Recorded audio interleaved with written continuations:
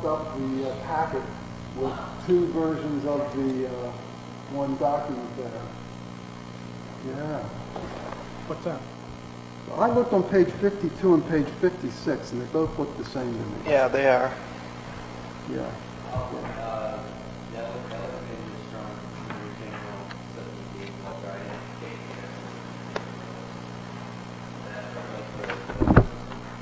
I'm not sure. I just made a note here because I was going to give you a hard time about it. Well, it's better than leaving it out, I guess, huh? You put it in twice. Walter must have thought it was important because it gave it to him twice. No, let me see if, let me just see here. 40, 52. What was it on? The request for ARPA funds. Oh, that was in there twice? Looks like it. It looks to me like it's on page 52. Yeah. Then there's something else in the middle, and then there's something on page 56. 56. Yeah. Well, 52 is they want them, and 56 is they really, really want them. That's right. If you didn't hear us the first time, Exactly. what we Really, meant really. was...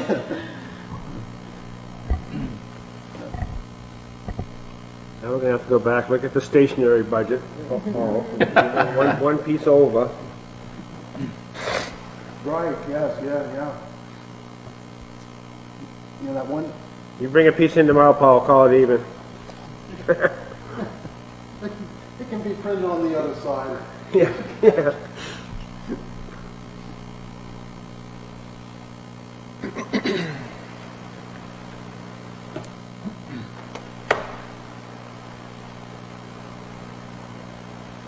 Have you seen those bookcases in the library downstairs? They're really nice. No. What they're talking about.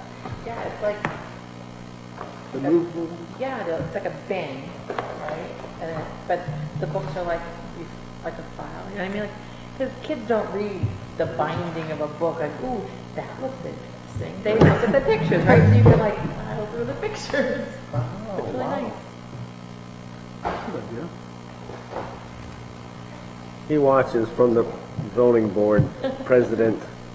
Who built them? Did the boards build them? Or did somebody else build them? Somebody else built them.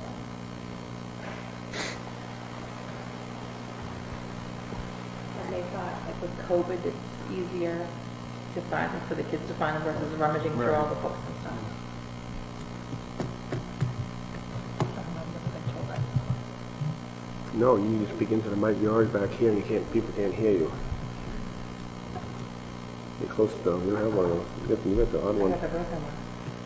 Yeah. Take it.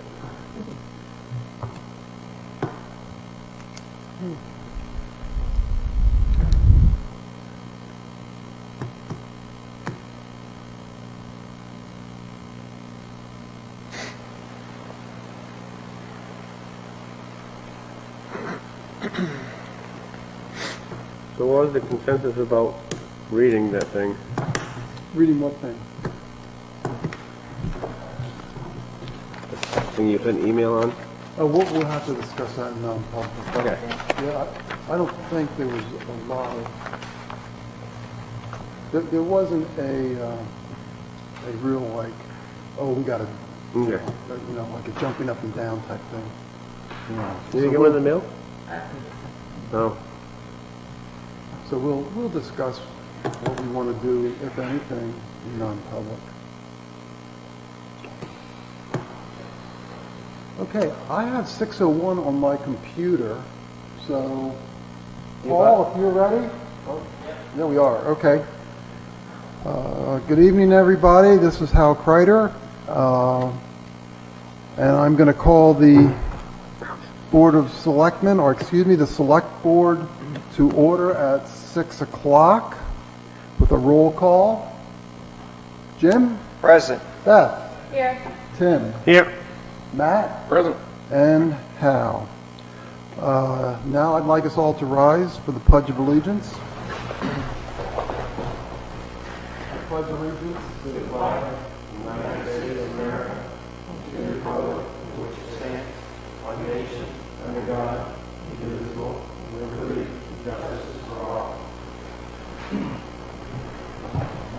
Thank you. Okay, I'm not seeing anybody in the audience for Citizens Forum. Did anybody get any letters in email? None? If not, then we're going to move right on to ongoing business. We have the minutes to approve from August 24th. Does anybody have any suggested edits? I don't really have an edit, but on page 5, Yes. did Mr. Martin, did we get a hold of him that we appointed him? Did we ever Yes. get? Okay, so he's on board, Rob, back? He's okay. accepted the appointment papers in the sign Okay. file That's tonight. only my one question. Thank you. Perfect. Okay, anything else?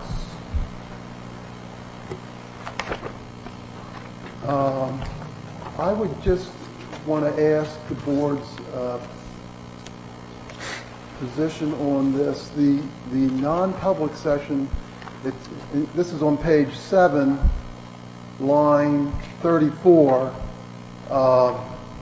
and during the non-public session, the board signed an agreement for tax abatements on lot 22156. And I guess this is really maybe a question for Walter. We noted that in the minutes, but does that agreement itself become public knowledge? It's public knowledge, yes. Or it's available to the public, okay. Yes, yeah. Okay. And it's a, we checked that, what page was that on? It might be on page 8. 8 of the packet, 7 of 7 on the notes. Right. Oh, yeah, 8 of the packet, 7 of the minutes themselves, 7 of 7 of the minutes themselves. Okay.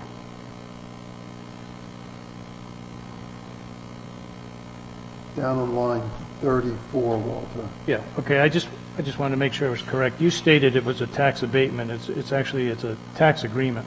Oh, I'm sorry, yes, tax agreement. Okay, An agreement for tax payments, and that's correct, as written then. Yes, And, okay, so then the only other related thing is, if that is also a public document then, because we have it in the public.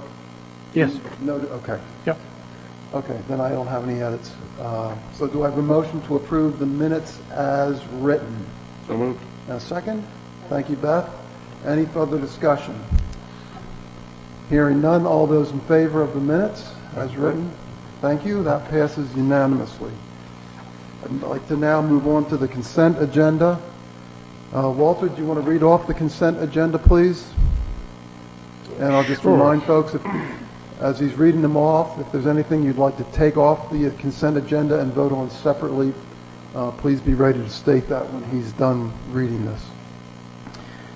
Okay, so on the consent agenda for September 14th, 2021, we have an accounts payable manifest, which is dated September 1st of 2021, which is batch number 17856, in the amount of $83,712.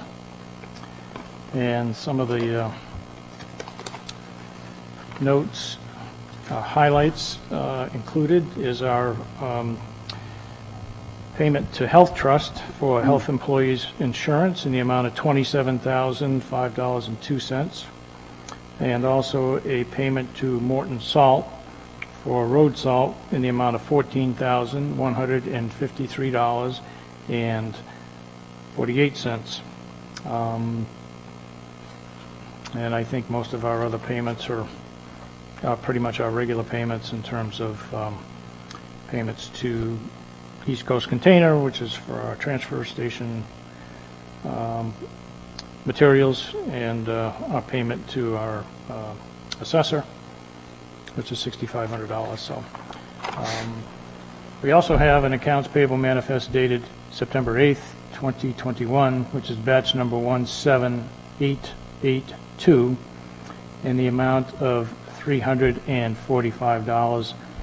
This was a payment that was necessary to complete the financing for the new fire truck. Those were the bank costs. So that was for that particular manifest, which we weren't aware of when the one on September 1 was printed. We also have an accounts payable manifest dated September 15th, which is batch number 17890, in the amount of $583,625.57. And the notable expenses in that particular manifest includes a payment to Dorego Waste Oil LLC for the purchase of our waste oil heater for the recycling center / DPW garage in the amount of $13,655, which was installed this week. There's also a first half payment to the Gulf Village District in the amount of $10,478.50, which is their portion of the first issue of taxes collected back in June.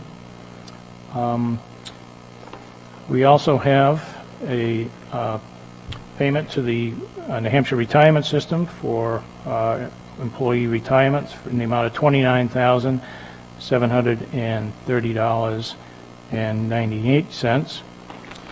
And then we also have the Whopper, which pushes us up significantly, which is the payment to the Northwood School District in the amount of $500,000. Walter, that's by check, correct? Not by electronic? Yeah, these are all by check, with the exception of the retirement system. And those are pretty much the highlights for that particular manifest. And then we also had a payroll manifest dated September 8th, 2021, batch number 17876 for $77,218.37. We also have on the consent agenda property tax exemptions for consideration based on recommendations from our town assessor. For Sarah Barnum, the D&T LeBlanc Family Revocable Trust, a proration application for Paul and Shirley Tudor, a veterans tax exemption, Stephen and Elaine Sotler, veterans and disabled tax exemption for Glenn Sherman, a veterans and elderly tax exemption for Michael and Doris George Family Revocable Trust, and a veterans and elderly tax exemption for Paul Bellevue. Other items include a land use change tax for Sarah Barnum, a land use change tax for Jake Gomes, and a land use change tax for Paul Thyma.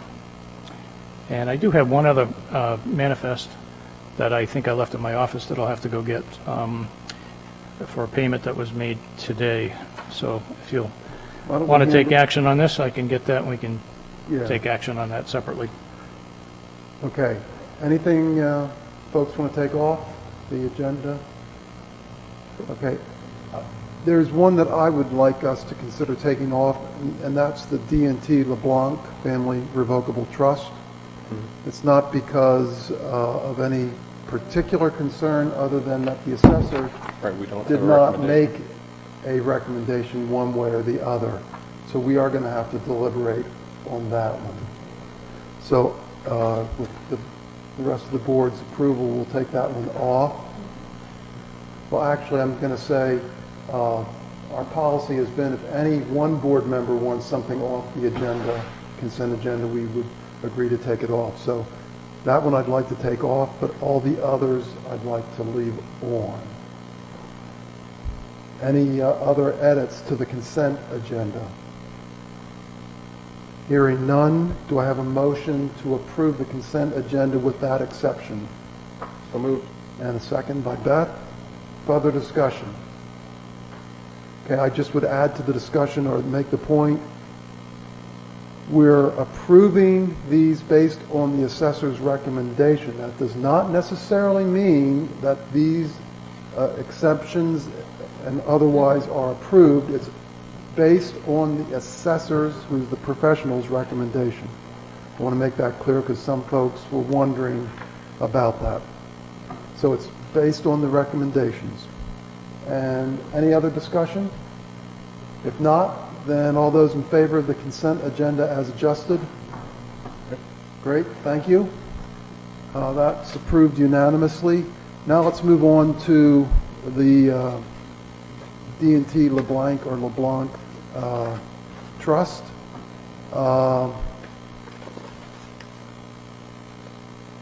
Walter, do you want to summarize that, or should I take a stab at it? You may take a stab at it if you like. Okay, so I guess in a nutshell, this is one where some of their property, I believe it's a garage and something else, are actually in Nottingham. They did not realize that until they sold their house. And after the fact, they're coming in and asking for an abatement. The assessor noted that the abatement request did not come in during the deadline. So I have actually two things that we need to think about. The one is, are we going to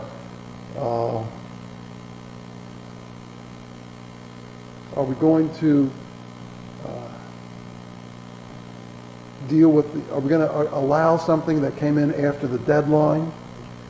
And then second, I guess that's the main thing I guess I'd ask is, do we want to do that? And then the second part would be, if we do want to allow that, then we'd have further discussion. So let's get that question over first. How do people feel about the deadline? There's deadlines is deadlines, I'm sorry. Anybody else want to speak up to that? Yeah, I feel, empathetic or sympathetic to the fact that they didn't realize until they were selling the home, but I think if we start looking back past that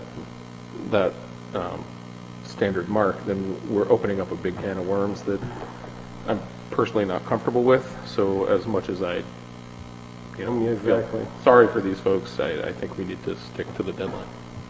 Anybody else want to speak to this? So they didn't know that part of their land was Nottingham? That's what the assessor's written comments They don't get say. a Nottingham tax bill? I don't know that detail. Right, Yeah,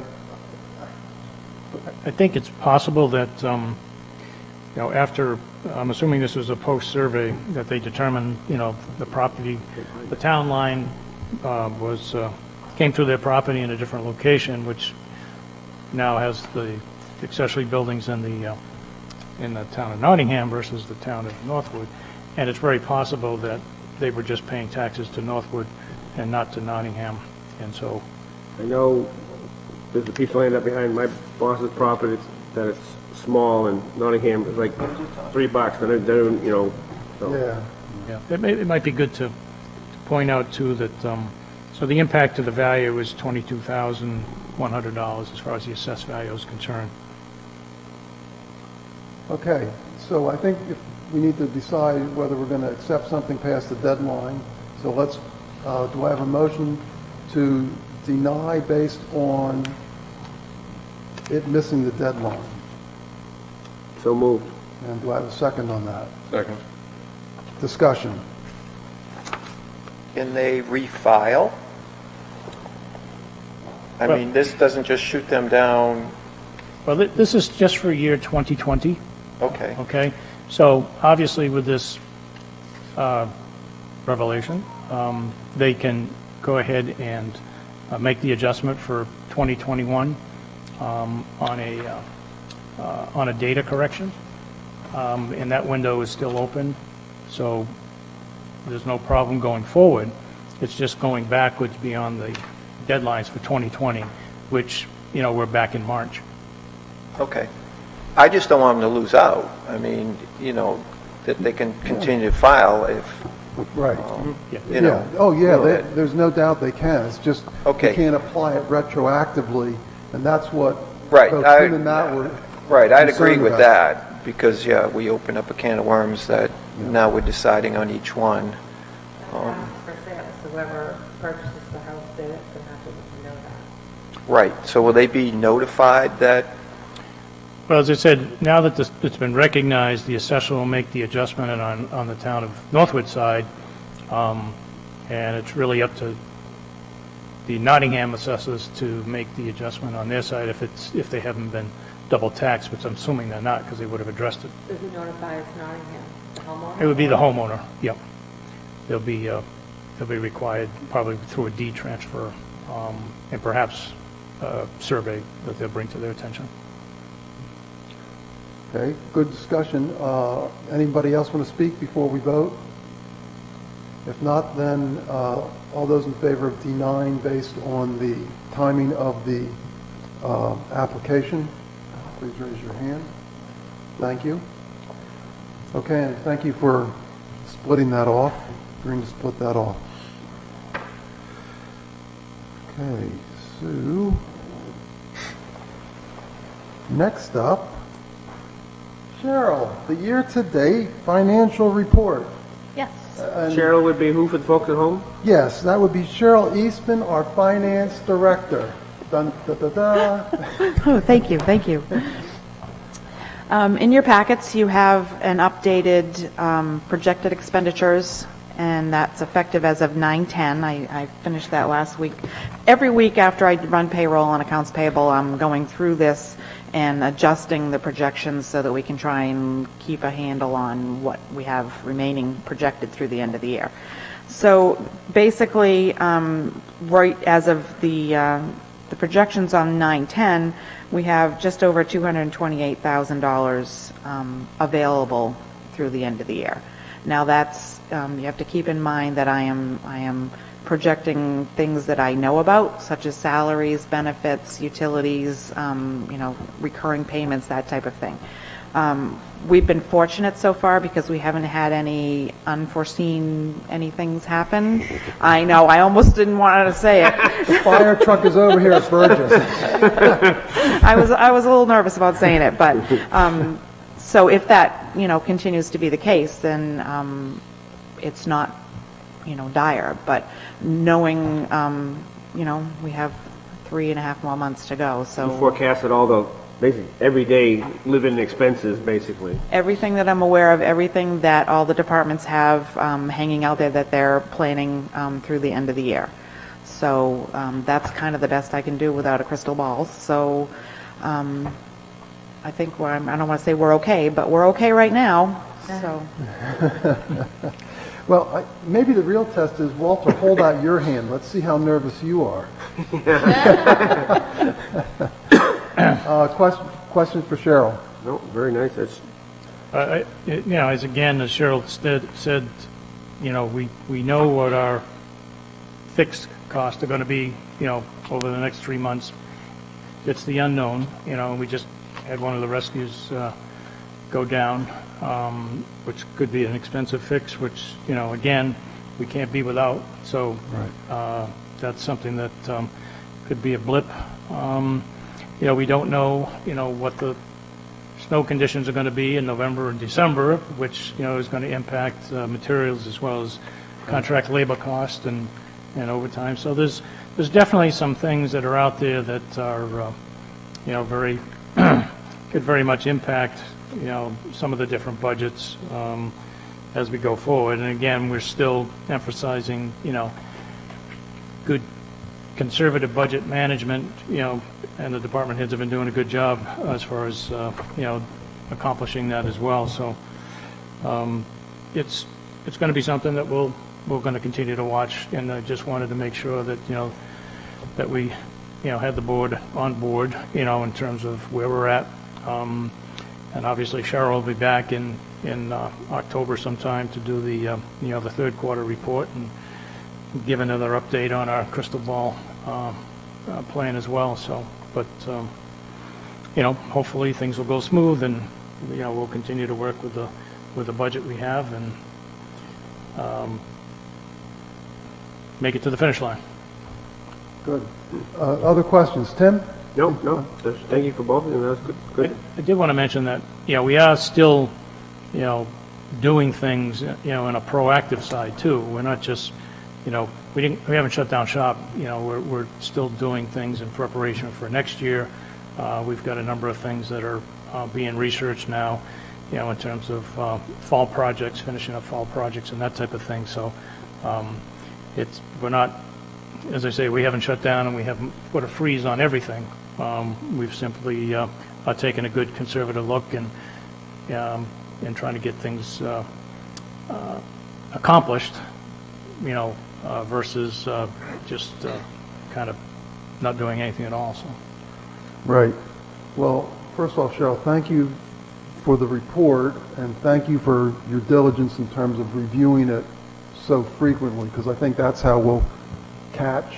Keep your thumb on it. Yeah, keep your Exactly. thumb on it, I think Yeah, we'll, we'll keep an eye on it. so that will help. I guess I have a question, and I don't know if you're able to answer it now, but the last time you gave us this report, we were at 280, and now we're at 230, and I'm sure that's from new information and other things. In your experience, as do you think we're going to continue to trend down, or is it just too hard to tell? Well, it will trend down because things are going to come up that I have no idea. Even if it's a bunch of little things, they tend to add up. So, yeah, I'm sure that at the end of the year, we're not going to have $228,000. But it's just a matter of trying to stretch it out and pace it out, and hopefully we can, like Walter said, get to the finish line. And it'll go down, but Okay. So keep looking every 2 weeks. I look every week, every week. Okay. Any other questions for her? Go ahead, Beth. At what point should we think about freezing the budget then? What's the bottom number you like to, Well, the goal obviously is to, continue to accomplish the things we want to without overspending the budget. So we'll kind of look at those things on a case-by-case basis. And so having the backup information, having what the cost might be for, we want to go out and remove some additional trees in preparation for next year's work. We want to look at, to make sure that we've got, the winter materials that we need and continue to keep those,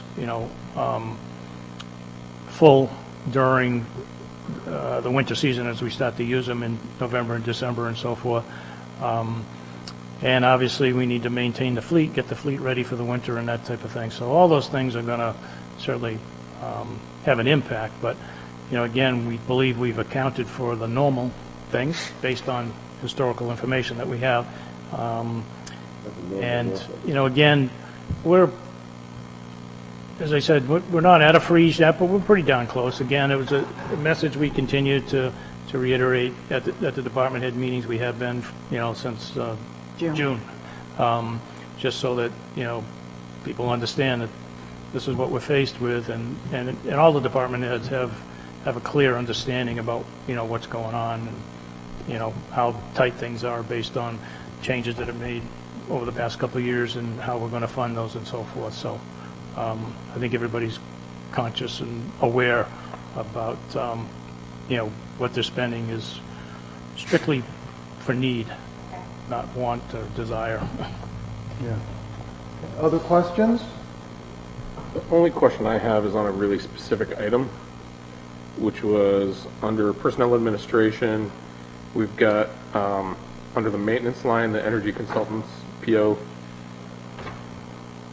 Isn't that theoretically supposed to have come out of 2020? The energy consultants, PO for $28,000. So we're still working on that. Yeah, that's a encumbrance, I believe. Yes. Yeah, so that's a carry forward from the previous year. From the previous year. Yeah, so it's not really coming out of the 2020 budget, for instance. Right, but on the spreadsheet, if that's showing up as a expenditure of $27,000, $28,000, is that that's a significant number. Right, and it's earmarked. Right. We can't spend it on anything else. So if it doesn't get done, which I'm hoping it will, but if it doesn't get done, then it will get carried forward again if the board so votes at the end of the year.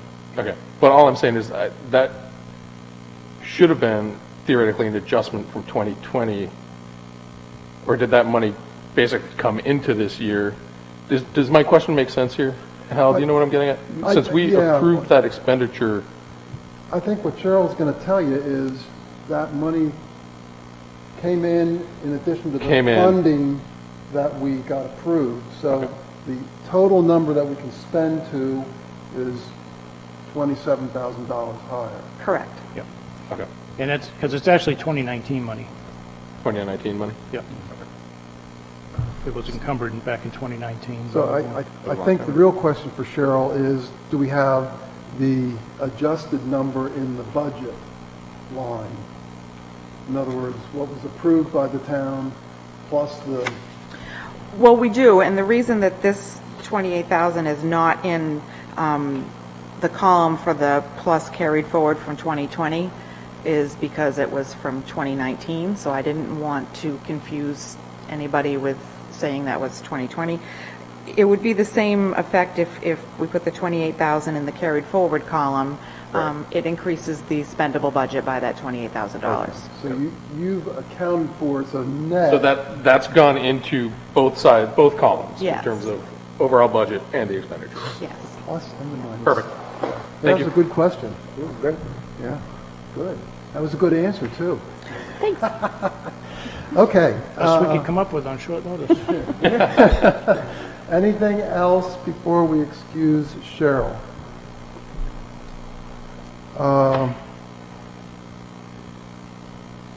If, with the board's pleasure, I'm going to just ask her a question, and if you want me to defer it, I will.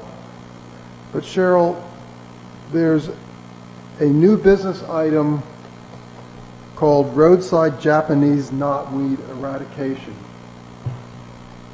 I want you to hold out your hand so we can see how nervous you are, but if that's $6,000, would you suggest we consider that this year, or would you suggest we politely decline, Well, given the financial situation? that all depends. Can that be taken out of the expendable trust fund for Oh, terrestrial invasive Jeez, blah, another blah, good blah? okay.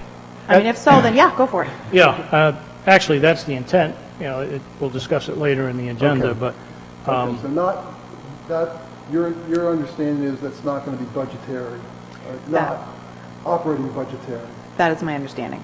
there may be a small portion because, if I recall, there's probably only $5,001 in that account plus whatever interest, so a portion of it will have to come out of the Okay. budget in order to maintain it. But, you know, I think after we, you know, researched and came to the conclusion that even though it wasn't specified for one particular species, that certainly, you know, the knotweed qualifies under that definition of an invasive species, along with the emerald ash borer and anything else that's eating up our environment in a negative way at this point. So,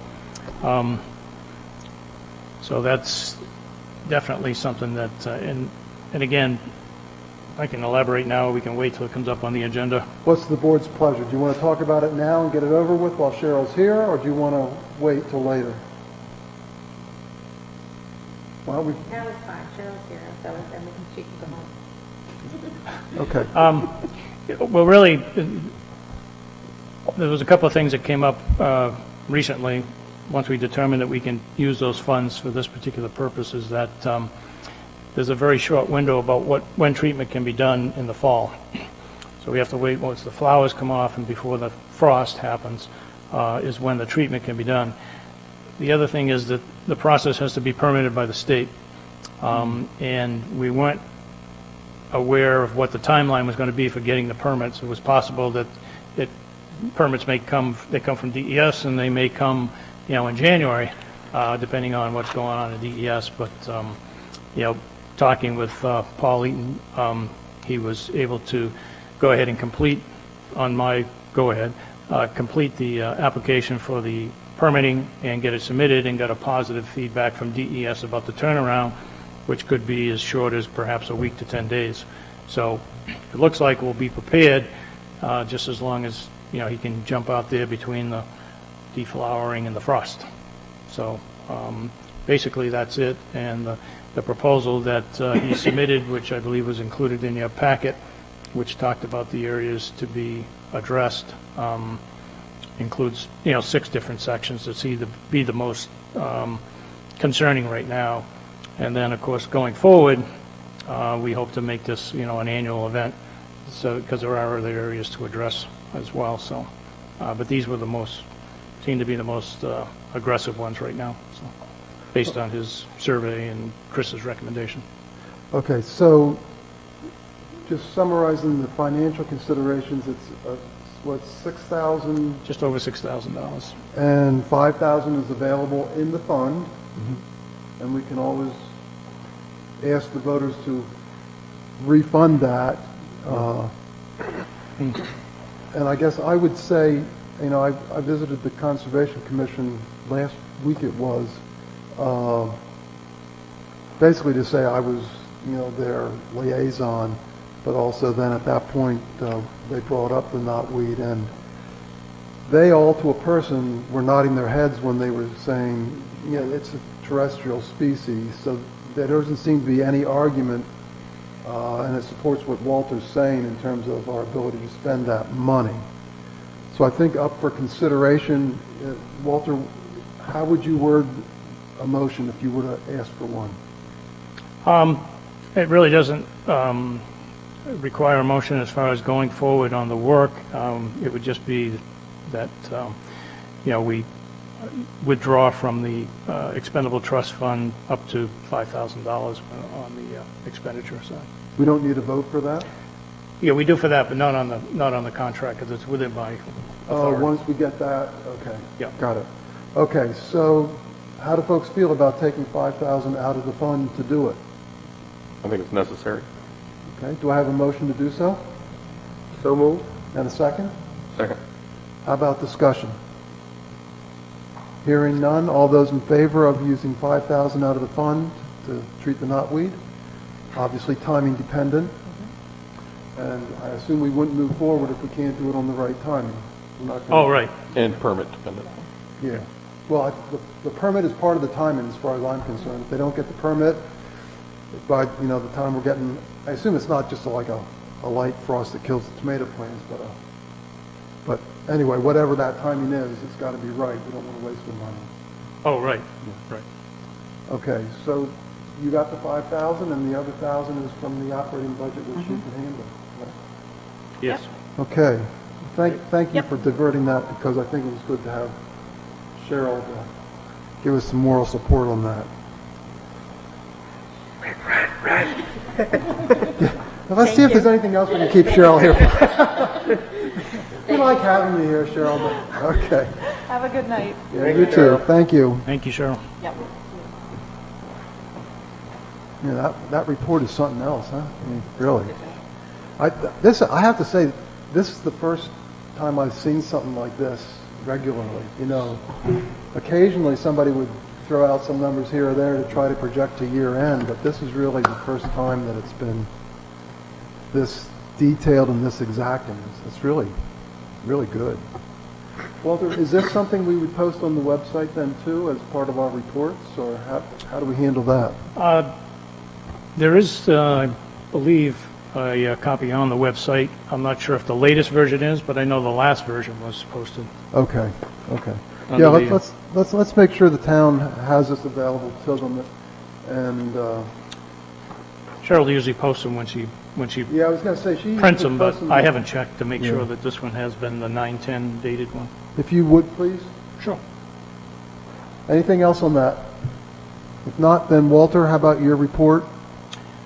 All right, if we could just step back for 1 minute, I do have that AP check register that I'd like to get your approval on, and I'll send it around. It's batch number 17892 in the amount of $950. It's for a conference for the tax collector coming up in October. I have the backup information here for you to take a look at. It didn't get Okay, in. so this is for Marissa. Marissa, yes. Yep. Okay, I'm just going to ask the question: is this part of her budget? Yes, yeah. Training, this is part of her training budget. And of course, this is really her first year, so I think it's definitely valuable. She just came back last week. Her and Missy went to the town clerks conference last week, so, and it's a great Hold on a great second. value. I signed that before we voted on it. So, do I have a motion? Now we get the pressure on us, you know? No, I can strike it. I can strike it. No. Takes three, so. Yeah, that's right. You can, yeah. So, do I have a motion to approve We're watching. the check run report number 34657 in the total amount of $950, which is for training for Marissa? So moved. Do I have a second? And discussion. Hearing none, all those in favor? Okay, let me sign now. There you go, Matt. Okay, thank you, Walter. And that's Marissa Russo, our town clerk tax collector. Yes. Thank you again. Okay, now back to your report, please. Yes. Good evening again. So, as always, updating on staffing. The search for police officers continue. There are 2 candidates that are currently being evaluated, going through a background process and so forth. And hopefully, if that is successful, they would be candidates for the upcoming police academy for training and certification. Also, the library has addressed their vacancies with changes in duties and schedules and so forth. So right now they're in a holding pattern as far as their needs for staffing.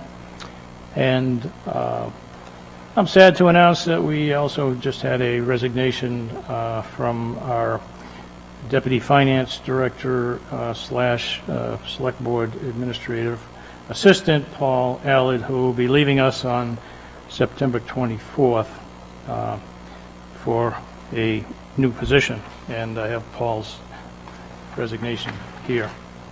So that's disappointing, and I'll be meeting with Cheryl to talk about those duties and responsibilities and how we might look at addressing, the replacement of Paul with a similar or modified or equal position.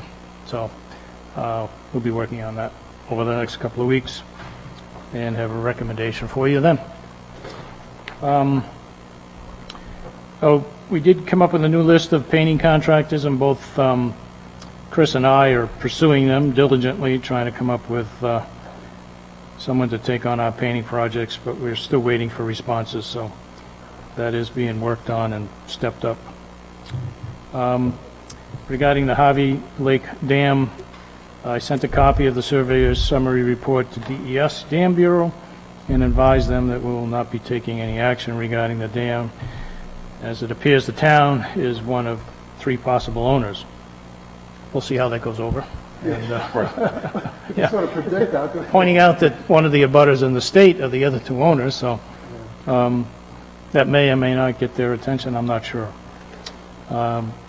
Keeping on the dam subject, we also have the Meadow Lake Dam at the Meadows State Park. As we discussed and was instructed by the board, we have sent letters off to our 2 state representatives and state senator regarding the board's concern over the dam failure and the lack of water in the lake these days. The town website has its finishing touches, and if everything goes well, should be up and live by the end of the week. It will still take some tweaking once it's up, but it should be a fresh new look, although some similar components to it and so forth, and it will be available for adjustments and comments as we hear back from people about the change and so forth. But I think it's definitely going to be more attractive and certainly more user-friendly. So, but certainly any comments would be appreciated, and keep an eye out because it will be coming to a screen in your neighborhood soon. An update on the town office's water damage. We had anticipated the new flooring would be installed 2 weeks ago, but there was a problem with the installer, so we have it rescheduled for starting this Thursday and completed by the end of the day on this Friday. And that should pretty much complete the restoration after the water damage. Regarding the 2020 New Hampshire DRA USPAP report, that report that was submitted by our contract assessor has been approved by the Department of Revenue, and as I mentioned before, there is a summary report that was included in your packet, and the full report, which is about 4 inches thick, is available for public viewing at any time during regular business hours if people would like to spend some time looking through the process that was taken during preparing the most recent reevaluation. Walter, question on that? May I interrupt, please? Question on the assessing. So it looked to me like when I averaged everything out, that we were down around like 2 or 3 points with an allowable 6 to be considered, sort of standard. What's your experience for a town like us? Is that pretty typical? Yeah, again, in this market, it's ever changing. So, again, that snapshot was taken as of April 1st of 2020. So, we're already a year and a half away. So, how relevant it is today, Right. Again, it's just it's a snapshot in time, and it's a verification of the process of establishing new values and so forth. But as I say, it's probably mostly out of date by now. Based on the market that we're in. There were times that, markets change very minimally from year to year, and, you might have a 2 or 3% swing one way or the other in valuations, but as far as where we are now, it's changing by the hour, almost. Well, part of the reason I asked, during the training today, they mentioned the equalization. And so I looked up the 2020 equalization for us, and we were like 99.6, which Right. I guess reflects that we relatively recently assessed. And there's towns that are still down in the 80%. So we're at least relative to many of the other towns that I saw on that list, reasonably close. Right. I mean, as I say, I can't tell you right off the top of my head what it was in 2019, but I'm sure it was probably down in the 60%, equalization ratio. So the 98% is basically a result of the revaluation of the 2020 values. Right, okay. So And as long as we're within 10% north or south of 100, then it's within the acceptable range for the Department of Revenue. So at this point, you're feeling we don't need to think about readjusting our assessor doesn't feel we need to think about readjusting or reassessing any areas? Not at this point. Again, I think what we're going to do, him and I talked about it, it suggested that we wait until we have our ratio study done, which begins actually starting in October 1st, see what our equalization comes out for 2021, and then look at that and see, whether or not we're seeing any stabilization, if we're seeing any withdrawal, based on, what's going on in the economy with COVID, all the influencing factors, and then kind of make a decision from there. Got it. Thank you. But we're certainly monitoring. Oops. Point out for the taxpayers who are maybe watching, I think the cynical view of something like a revaluation is, oh, sure, they'll revalue everything when they're going up, but let's see if they do it when it's going down. This process is one of those sort of checks and balances to ensure that if in fact home values start to drop, that your assessed value will reflect that eventually. It takes a little bit to catch up. The machinations of government don't always move that quickly, but that this is just one of those things that ensures that. Right, yeah, and as I say, Why the do the it? numbers are submitted to the state every year, and the state does the analysis to make sure that things like, in a normal world, when we used to do reevaluations every 10 years, that, we stay within that margin, that plus or minus 10% margin of 100%, so that we don't have these spikes.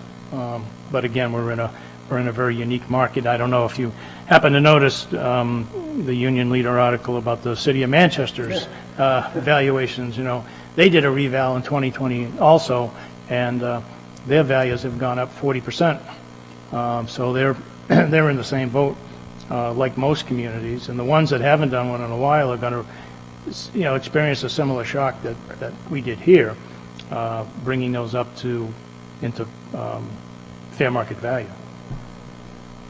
Yeah, that article also mentioned that it shifted the relative weighting of where the burden was. Same thing as here. It shifted it to the lower valued houses and lower valued properties and away from the commercial and retail.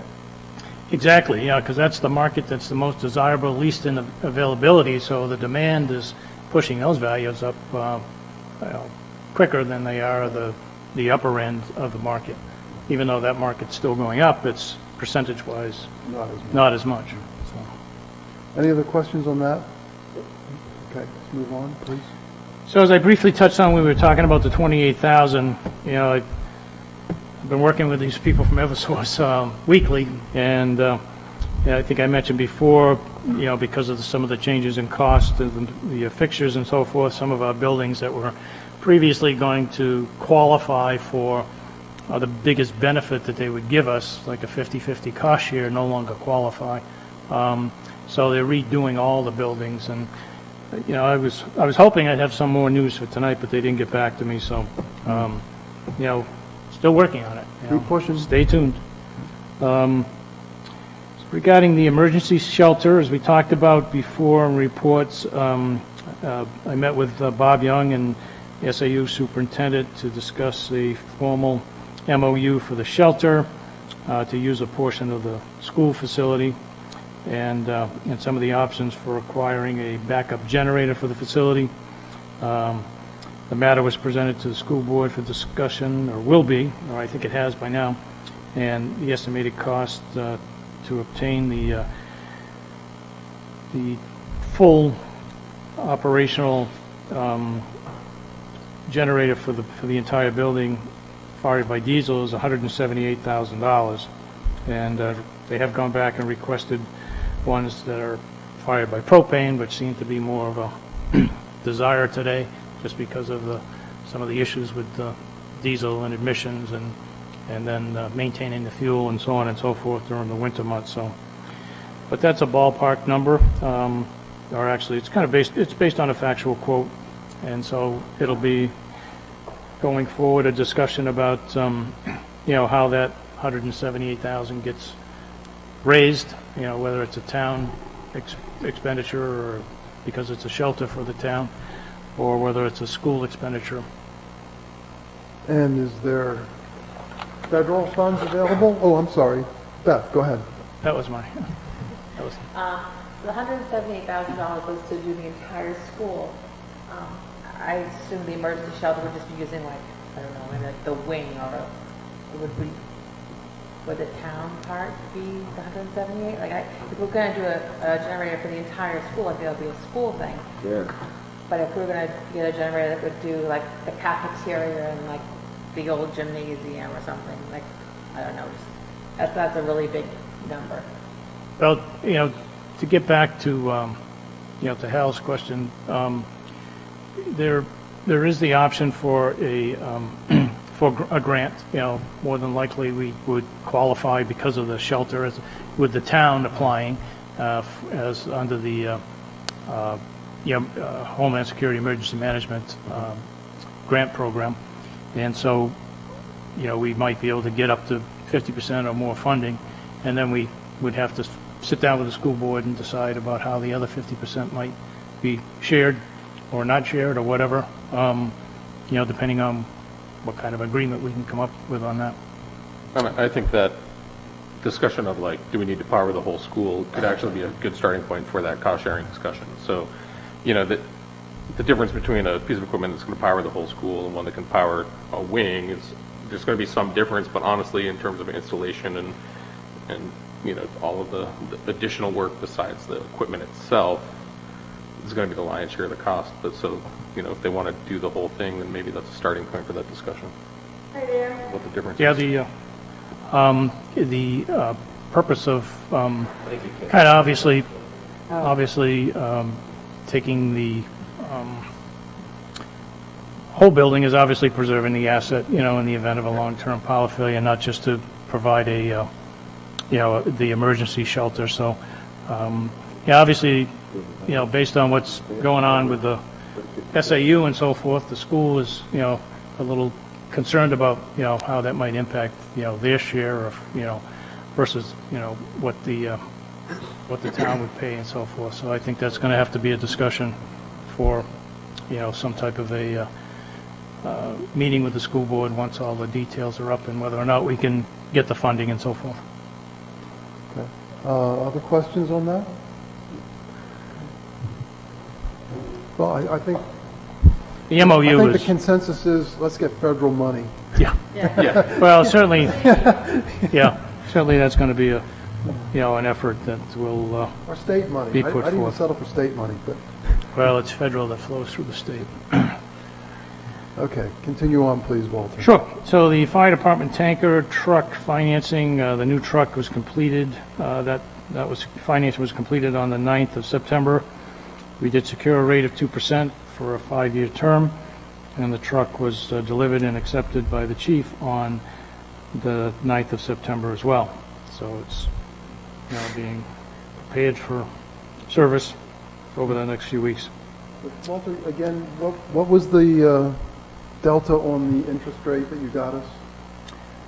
Well, the interest rate we were looking at through the leasing company that we've used in the past was 2.58%. And what did we have in like the warrant article basis? Well, there wasn't a percentage, it was just a dollar amount, so it was about a $4,000 delta between what was estimated and appropriated for the first payment and what the actual payment would be. I think we were working off 3%, weren't we? I thought I it was more believe than so. that. I thought it was like 4.5 or something. Yeah, like I thought it that, was 4 or more than 5, that. That's yeah. why I asked. 'Cause I know it's like between 4,000 and 5,000. He Say said 4,000. 3,000 or 4,000 savings a year? Yes. Oh, Yeah, That's I think we significant. figured it to be about, if we go the full term, it'd be about $17,000 over the 5 years. okay, hey, that's worth it. It's great looking, that's all. That's Yeah, what it's I a know. great truck. It's a great looking truck. Yeah. Yeah, pretty impressive. Okay, sorry, go ahead. So if you haven't noticed, the roadside mowing is underway, so that's being done now. And the company, Chris is pleased with the way the company is taking care of that. We have finally received our reimbursement from the State Department of Transportation for the Bow Lake Road Bridge replacement in the amount of $389,608. So Walter, where does that money flow to? Does that flow back into the account that we paid out of, which is the red listed bridge account, or how does that work? No, this goes back, it goes back into the general fund. Woo-hoo. Because it was anticipated revenue based on the original appropriation for, under Got it, the article. okay. So it's not found money or anything, it was anticipated revenue. Yeah, okay, So, okay. Well, Can't one spend can it. hope, one can hope, can't spend it. yeah. Yeah, anything that goes back into the red listed bridge fund needs to be appropriated at the next town meeting. Got it. Paving schedule is, again, was shifted. I think I sent you a memo on that from early September to beginning next week. And our agreement with them is that this should be substantially complete by October 1st, so we're going to hopefully see that work done by October 1st. October 1st. The month of rain didn't help. No, and that was the reason why it got pushed off some, but Right. that unfortunately didn't didn't slow them down or give them an opportunity to catch up with the good weather we've had in the past couple of weeks. So. And then coming board meetings, obviously meeting tonight, meeting on the 28th of September, meeting on October 12th and the 26th. And as I've advised, I'll be on vacation starting Thursday to the 27th. And Do you have a motion on that? No? No motion? He just took it. and Okay, so I got to So- ask this question. If a select board member was going to call you and you're on vacation, do we call Cheryl? so, yes, I've asked Cheryl to handle, anything in terms of, I've advised the department heads, and I think I sent you all an email this afternoon about this, I missed that. Cheryl is available and will be the kind of the go-to person on a daily basis, and I'm available by text, phone call, and email as needed for emergencies or for questions that no one else can answer, or things that are in my office that people can't find. Yeah, that happens. My only limitation will be the availability of cell service, so I may not be able to respond immediately. And then I've advised Cheryl that if she can't answer the question, to call you. I'll try, but Well, again, I under might have to under consult with emergency, others. under an emergency Yeah. situation. So okay. I think we'll be fine. That was a good report, Walter. Does anybody have any questions now that we've gone through the whole report? No, that was good, Walter. Again, we're making some real progress here, so thank you. Hey, Can you pass down the consent agenda? We haven't signed that yet. We put that on page 3. Oh, everything's in the, We'll do that at Do the the end. folder again. if you want to, do you want to start signing? Are there anything in there that we have to still go through for signature, Walter? Okay. We'll do it at the end.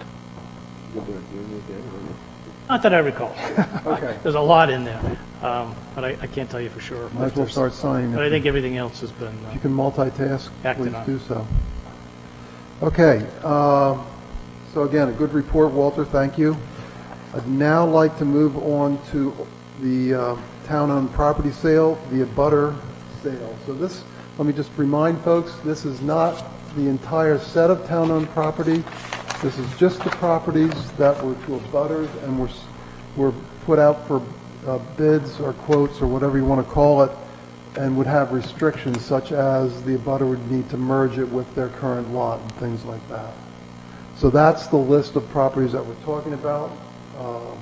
Walter, I'm sort of assuming that you opened them already and can summarize, or are we opening them right now? No, we're going to, because of the seal bid process, and it's property sale, I've not opened them as of yet, and we'll open them now and announce the bids publicly, because that's the way it was presented in the offering, so. Okay, so we'll do that right now. Is that what you folks are here for? Yeah. Well, your timing is impeccable. I said 7 o'clock. You did. It's amazing that we're right on the money. Yeah. I was going to say, yeah. Yeah. You Might wanna have scratch open ticket later if you'd be lucky. I don't want to handle any sharp objects. Oh, okay, all right. I feel better too. So as Hal mentioned, this is just a select list of properties that were restricted to the point where they had minimum bids and had a requirement to merge with their existing lots because of the size and restriction or configuration or whatever, so. So there was 1, 2, 3, 4, 5, 6, 7, 8, 9, 10, 11, 12, 13, 14. There were 15 properties. We sent abutter notices, we believe, to the best of our knowledge and ability, to all the abutters that were directly contiguous with the lots, not across the street because they couldn't be merged. And as far as I know, we didn't have any that were returned in terms of incorrect addresses and so forth, so we think we reached out to everybody. And then if the board wishes, we can add any of the properties that either didn't get bids or didn't sell to our grand auction of upwards of 25 properties. That's going to be held on October 16th at 11 a.m. at the elementary school. And that information will be coming out from the auctioneer within the next couple of weeks in a number of different variety of shapes and sizes and so forth.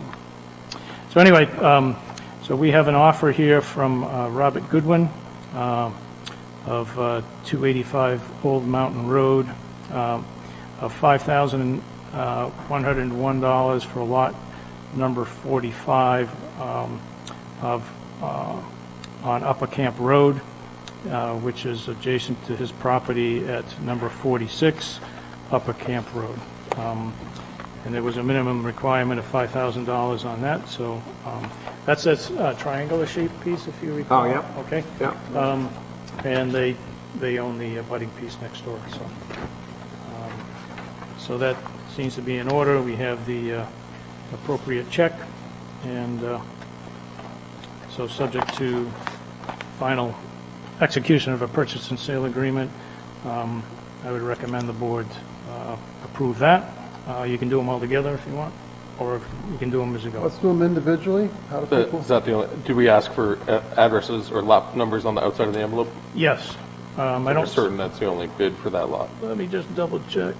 Yeah, if we award him, somebody comes in Oh, for oh, a 10. oh, Yeah. oh. Yeah, let me double check. It might not Let's be, open them first. Yeah, I'm with you now. Yeah. I believe that's the only one on. we okay him for 5,000, we get a bid for 15, that's not gonna look good. Yeah, sorry. Okay, open them all up, please. Yep. Good point. Good catch, man. Somebody's paying attention. Pretty sure it's only one on that lot. Good to make sure. Good to make sure, though. It'd just be our luck. 75,000. They got that other one?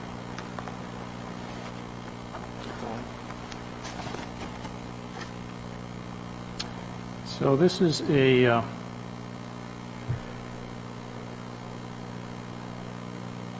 that's a letter.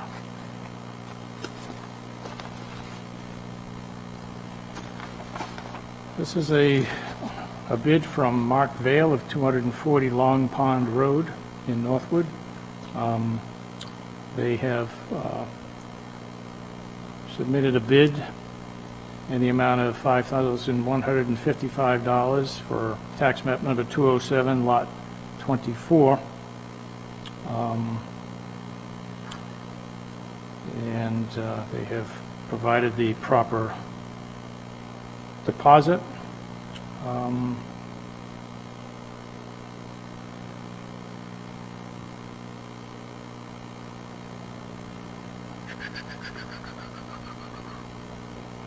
I'm just reading what they had outlined and so forth.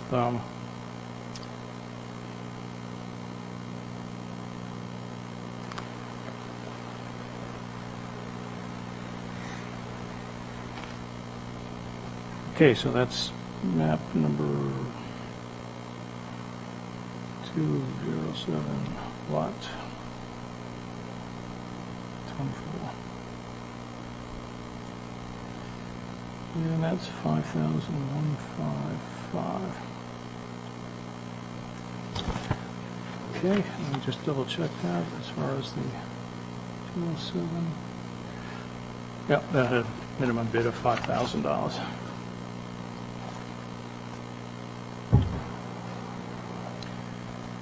So this is map 124, lot 4.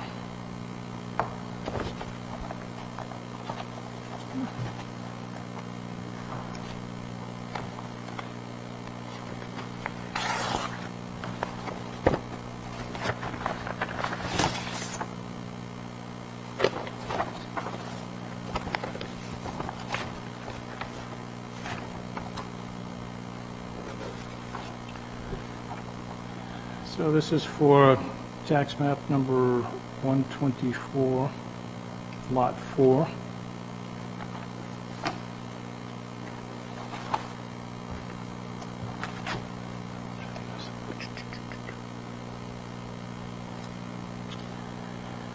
Pleased to submit a bid of an amount of $10,500 for property located, known as map 124, lot 4, butts my property on Lower Camp Road. To comply with the bid process, they have included a check for $2,500. And they have submitted the bidder's acknowledgement as well. So that's lot 4, map 124. What was the amount, please, Walter? $10,500. Announce the bidder, Walter, that didn't make it up. I'm sorry? Who the bidder is? Oh, I'm sorry, Betsy Dunbrack.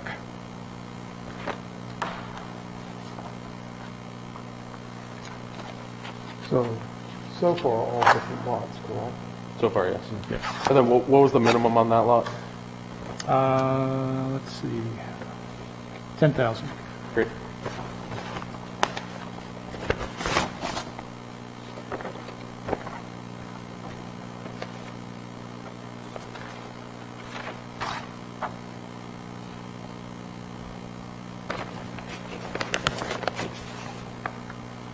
I was just going to I was say. just gonna say, something didn't come out. Okay, this is from Mark and Michelle Minicelli for lot number, map 123, lot 29. And they have submitted a bid in the amount of $17,200. 17.2, Yes. what was the low, what was the, 123, 29, 10,000.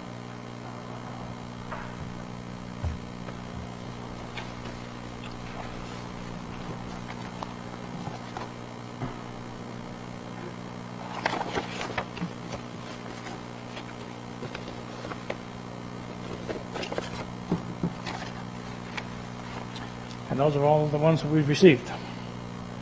Okay. So they're all different, so we could vote on them, I believe, as a group then. I think so. Okay, Walter, do you want to read them off for the record? Sure.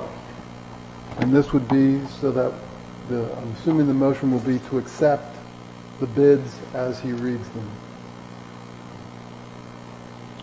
Let's see, let me just double check this one here.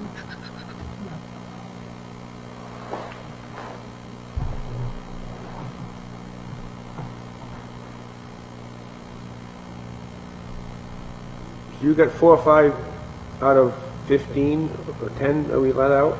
Yeah. Yeah.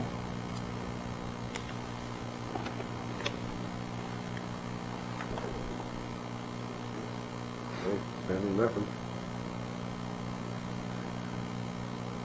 244, okay. So I checked the map on, I knew it was different.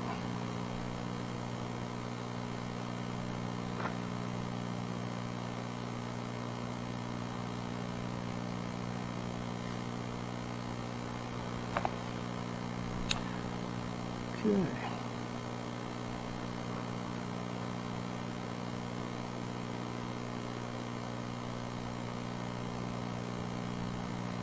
We've got an extra 0, an extra 1 in there. We'll figure that out. So we have map number 207, lot 24, in the amount of $5,155. We're going to do them all as a group, so read them all off. Okay. Map 124, lot 4, $10,500. Map 123, lot 29, $17,200. And map 244, lot 44, $5,101. So 124.44 and 124.04? No, 244, 44. Sorry. Okay, everybody comfortable with the numbers? So a total of approximately $37,000, correct? I didn't add up the total.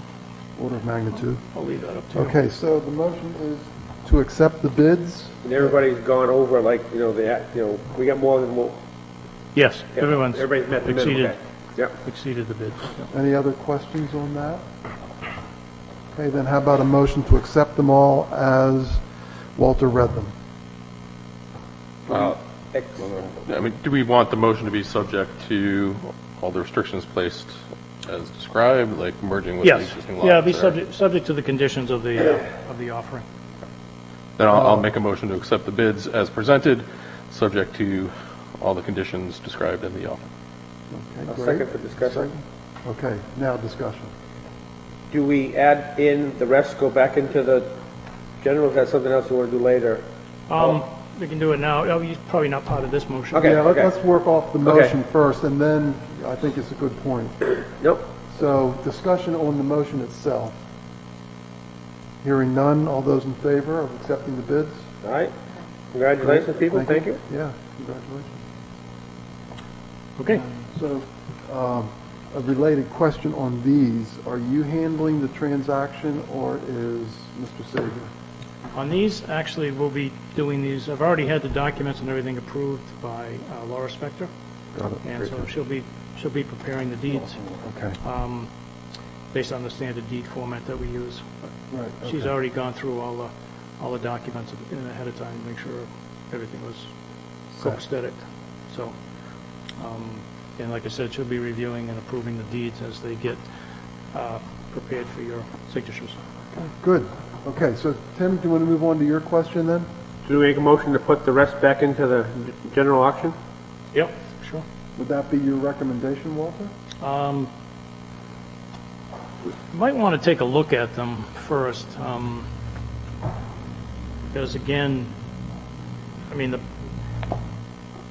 the likelihood is they probably won't sell in the auction anyway, but I think in terms of whether or not we want to offer some of these oddities, that we wanted to be merged, I think it's something that we probably ought to let me take a look at and hopefully give me the okay to either submit them if we feel that it's appropriate. But, again, I think the value, there really probably won't be any value to the general public.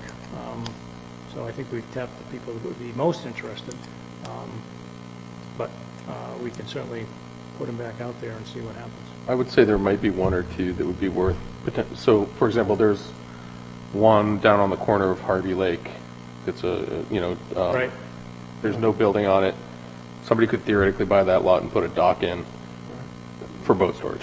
Yeah. So Eventually. I think there's a couple worth maybe looking at, but I think you're I don't see the point of offering it to a butters with the understanding it needs to be merged and then trying again when we've already asked all the people who would be available to do so. So, Right. but Yeah. my suggestion would be we let Walter take a look at the list and make that recommendation. Folks comfortable with that? Okay, very good. Did you get the answer you wanted, or did you, well, at least we got you an answer. Yeah, sounds great. I go up with one question. I know in the instructions there's another $5,000 deposit. Do you need that now, or? No, we'll be in touch with you about because that'll come with a purchase and sale agreement. Just wasn't sure. Nope, thank you. We'll get in touch by mail or phone. We'll probably get a phone call tomorrow from either myself or Carol, and then we'll get the paperwork put together and sent out to you, within a week or so. Congratulations. Congratulations. Thank you, folks, for coming When in. we moved here like 7 years ago, we used to walk down to that spot. It's right on the water. Yeah. And literally our lot, like, and here there's another 50 feet to the water. It's like, man, we could just wrap this, Perfect. When it became available, like, we've been out there all weekend looking at it and stuff. So. All right. Like you were saying to your point, you can put it all. Excited. Great. Well, great. Can everybody go to the next auction in town? Oh, yeah, yeah, we want them to. Oh, yeah, keep bringing the checkbook. You're the guy. Made it early enough. Thank you so much. Thank you, Thanks, folks. guys. Thank you. I'm sure he has a Tesla. He does have a Tesla. Yeah, Oh, does he? Beautiful car, yeah. yeah. So he's down Lucas Pond, he's down Lower Camp, Upper Camp? No, he's on, Old Mountain. yeah. he lives on Old Mountain, but he bought Do I have that right? No. No. We probably shouldn't discuss All it, right. yeah. Yeah. We can look them up when Walter summarizes them for us, but yeah, let's keep it as, we can take a bio break here pretty quick. I got it. okay. So, okay, well, it's another 40,000, 35, well, 37, Walter, so that's good. That's income. What? Minus what needs to be paid back. I'm sorry? No, we didn't collect any money. Walter did everything in-house, This right? is new tax money coming in, Right. isn't it? Yeah, this will be general revenue, go to the general fund, 'cause it's Alright. property, Yeah. property revenue, but obviously, as of April 1st, they'll go back on the tax roll, or as part of the merger, Oh, they'll yeah, be blended into the they- assessment. Is that what you meant? No, I mean, depending on overages over what we are owed on a property doesn't, Oh, we didn't exceed any of we those. didn't exceed any. No. This is just we recouped what we didn't collect earlier, but There you go. if we didn't do this, we wouldn't ever recoup it. So- Correct. Yeah, some of them were significantly more than, Well, it was only On the tax property rolls. was worth in some 4 or 5 cases. that we did, but it was a 4, 5, 6 years, 7 years in the making, so we Yeah. appreciate the work so far, so Yeah. keep it going. Yeah. Okay, so now we're going to move on to the recovery funds preliminary list of requests. I'm just going to open this up for the board. How do you want to handle this? Do you want Walter to discuss them? Or, we can all read them, and I guess, Walter, you could post this. And maybe we should focus on our discussion of, do we want to get public input on this, and if so, how? Well, can I start by saying one thing? So, Mr. Colby made a very quiet request for a 5-minute recess. Depending on the Oh. length of this conversation, would you like to consider I that? understand that. So, 5-minute recess, I'm getting all thumbs up. Let's do it. Go to commercial, Paul. Come on, Mike, follow me. Starting to stiffen up a little bit.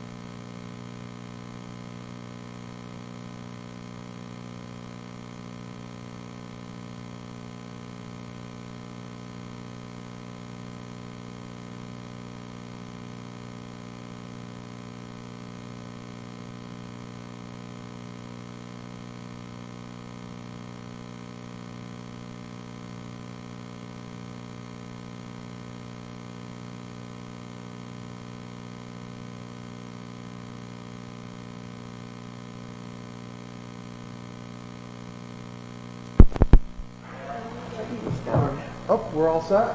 Yeah. Okay, great. So we're back from our recess. Walter mentioned earlier during his report that we had a resignation. I'd like to read that letter. Dear Board of Selectmen, I'd like to inform you that I am resigning from my position as Deputy Financial Specialist / Board of Selectmen Administrative Assistant with the Town of Northwood, effective 24 September 2021. Thank you for the opportunities you have given me during the course of my employment here. I have enjoyed working with the board, with their meetings, assisting with treasurer's deposits, as well as other duties for the office, and learning the workings of municipal government. The skills I've learned here will aid me in my future endeavors. As I wrap up, please let me know if there's anything else I can do in aiding the transition during my remaining time. I wish you and the town of Northwood continued success, and I hope to stay in touch. Sincerely, Paul Allard. So that's definitely unfortunate. Could I have a motion to accept his resignation with reservations, please? Or what's the word? Regret. I'll move to accept Mr. Allard's resignation with regret. Thank you. Second. I knew it was an R word. And we have a second? All those in favor? Thank you. Best of luck, Thank you, Paul. Thank you, Paul. Thank you. Okay, we're going to move on then to the recovery fund discussion.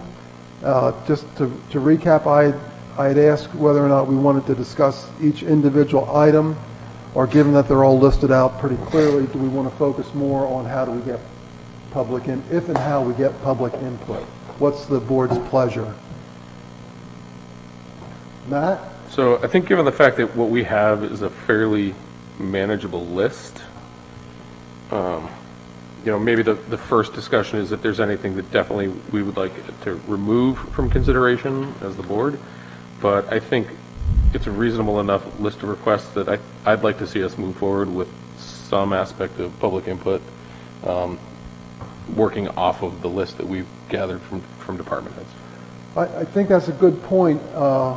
We could look and see if there's anything obvious that we want to, take off, but I think maybe you're right, not have too much discussion before we hear what the public themselves has to say about the list, because they might not only have comments on these, but also other suggestions, and so we might be prematurely having a discussion without all the information.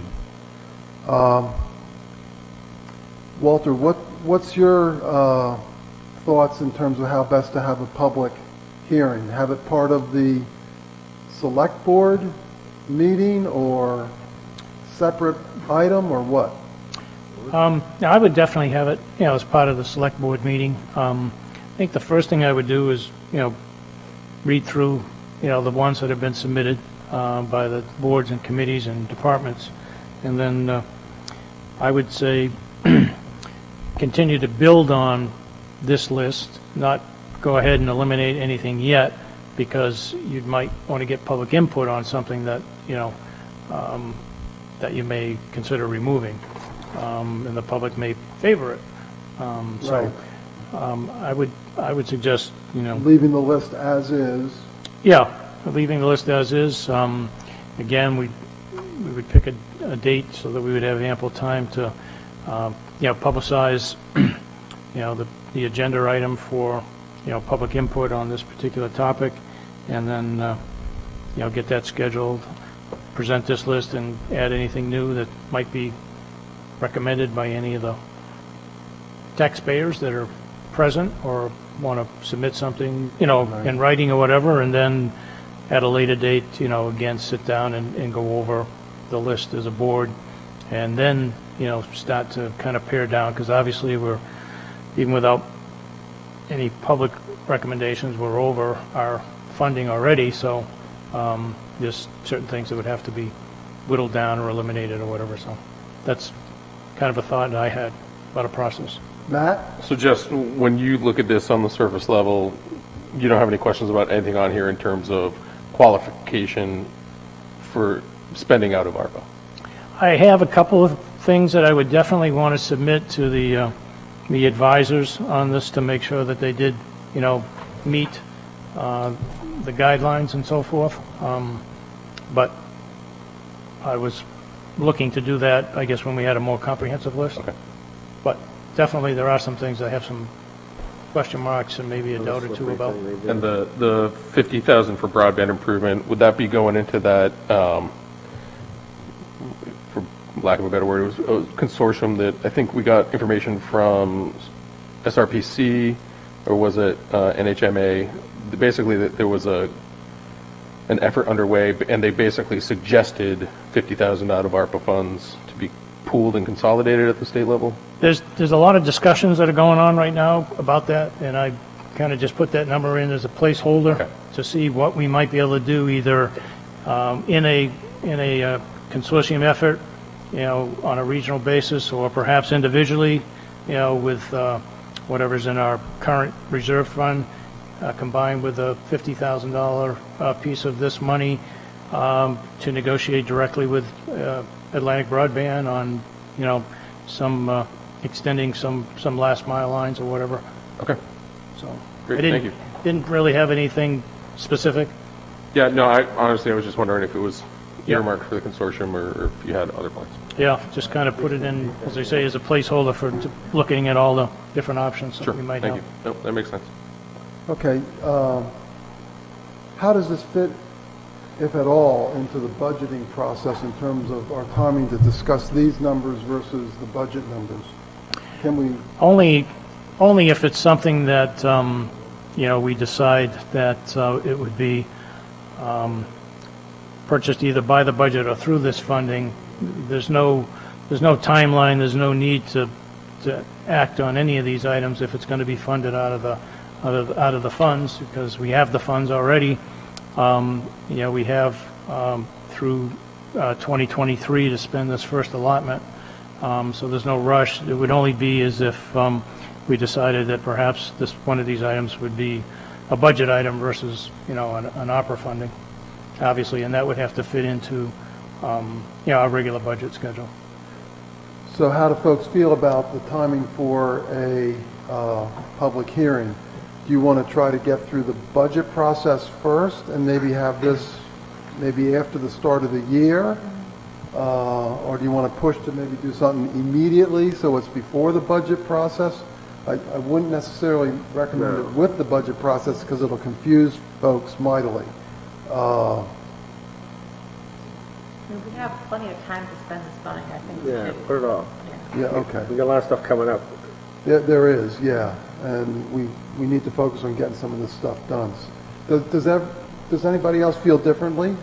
No, my only thought is that, if we did it before the budget process, it would certainly help us understand where taxpayers' priorities lay as we're putting a budget together. But I think we, honestly, as a board, have a pretty good sense of that, and adding an additional task to the pile may not be the most prudent choice. I saw Tim nod. Jim, how do you feel? I'm just wondering if it's a budget item and we actually approve it this way, does that money just go back and fill that spot in the budget? Say that again. I didn't Just quite- say like the defibrillators that they want on here, just for an example, if that's in the budget, but then we get this money, does this money just replace back into the budget that was spent? How's that going to work? Walter, do you want to speak to that? Well, it depends on the process, obviously. Any time up to the deliberative session, it could be, if there's a decision made prior to, the deliberative session, it could be taken out of the budget if it was decided to go ahead and buy them. Okay, the change could be made then. Yep. Okay. Or, again, this, that kind of money obviously is probably not going to be it's a budget item. It'll probably end up being a warrant I article, was just gonna separate say, warrant yeah. article. Okay. Because it's a one-time, significant expenditure.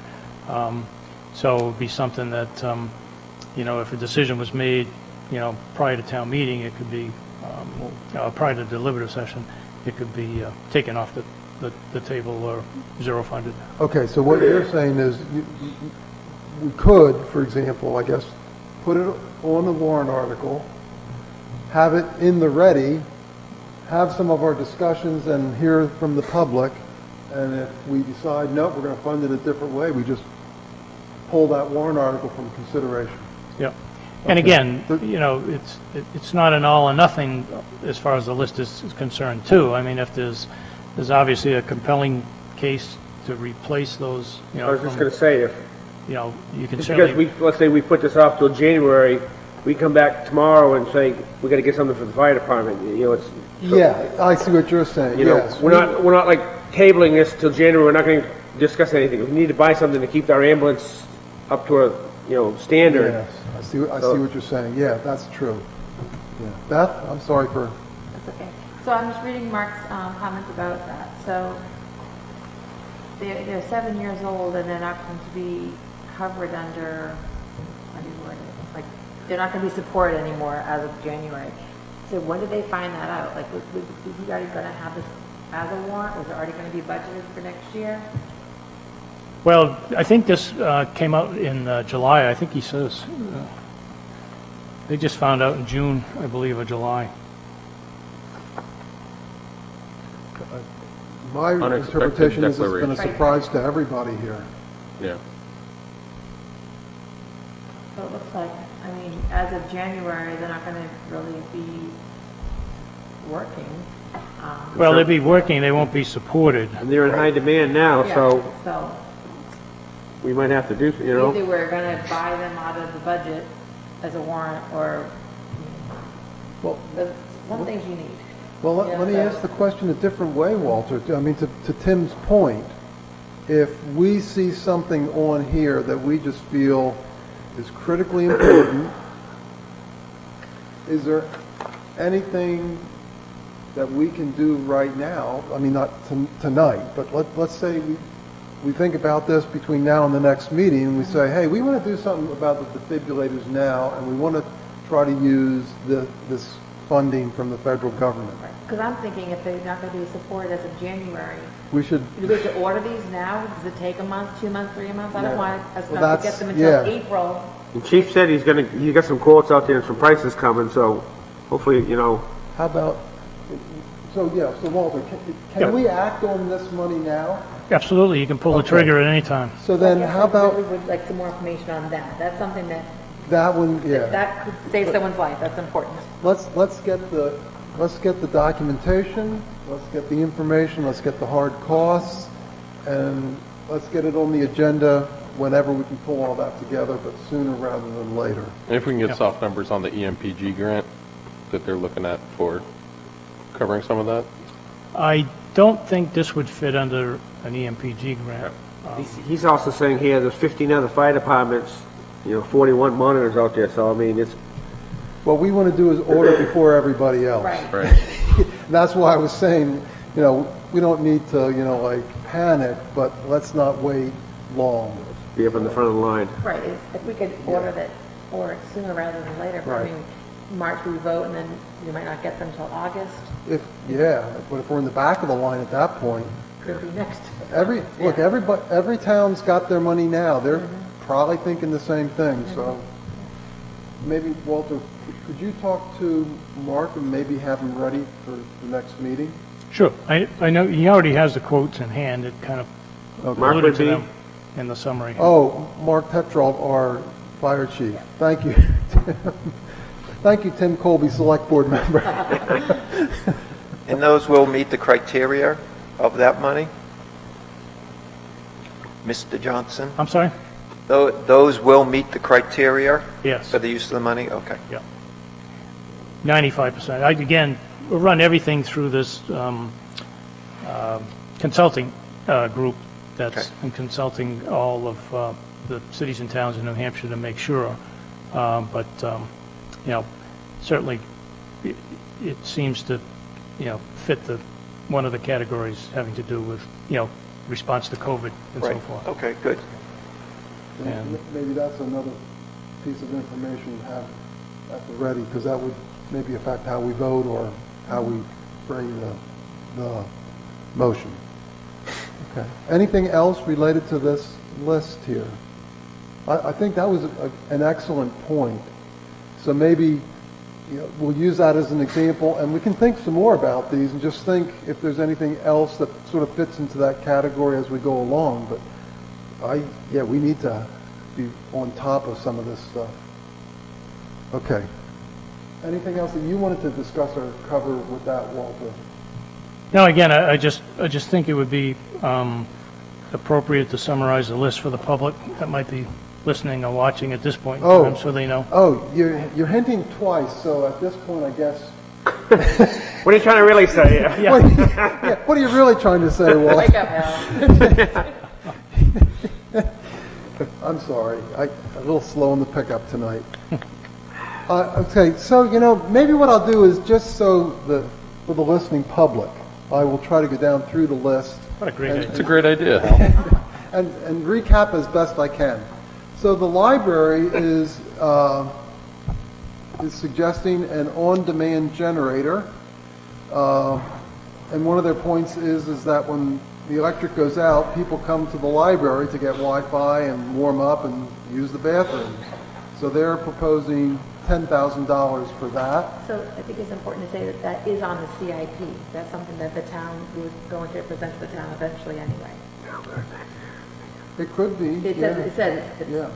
they put it on the CIP. Yeah. And I guess what I'll just say in advance is I'm going to paraphrase a lot of this, and I really encourage folks, we're trying to get the message out, but go read this in detail, because in paraphrasing it, I'm not going to get it perfect. Well, actually, I guess I could read it verbatim. You skipped the top paragraph. Well, that's why I was going to move up to that one. I wanted to get the first one out of the higher number one out of the way.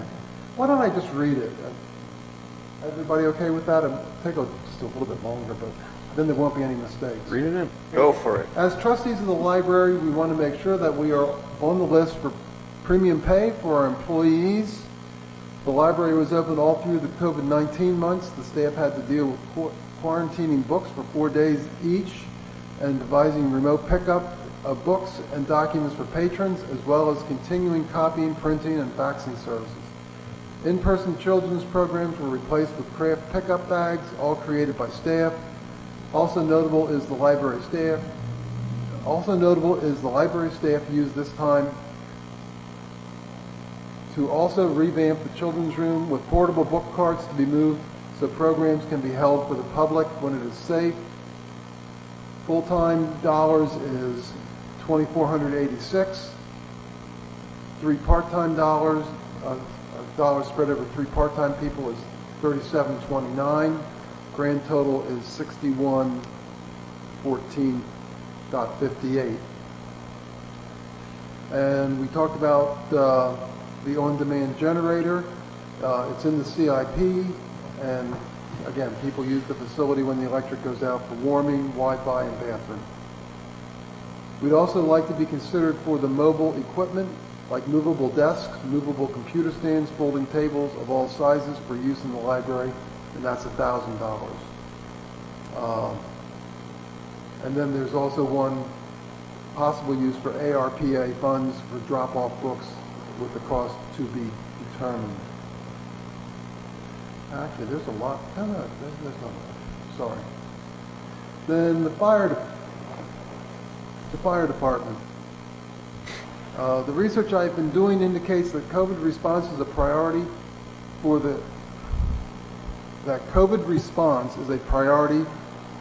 use for the COVID-19 money. We cannot lose sight of the fact that fire and ambulance services were profoundly impacted by COVID.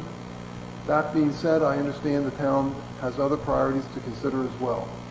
Our situation with the defibrillator has continued to evolve. The manufacturer hit us with an unexpected declaration that they would no longer be supporting our units after the first of the year. This was completely unexpected since our defibs are only 7 years old.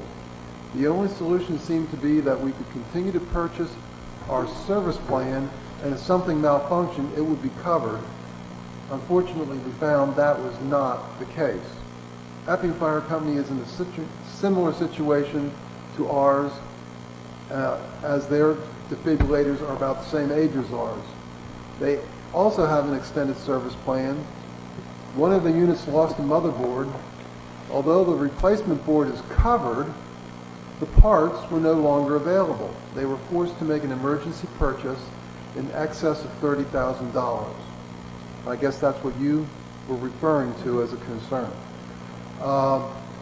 As we move forward, it seemed prudent to utilize some of the COVID money to replace our 2 defibrillators rather than to be stuck in the circumstance where we are forced to make a large capital expenditure.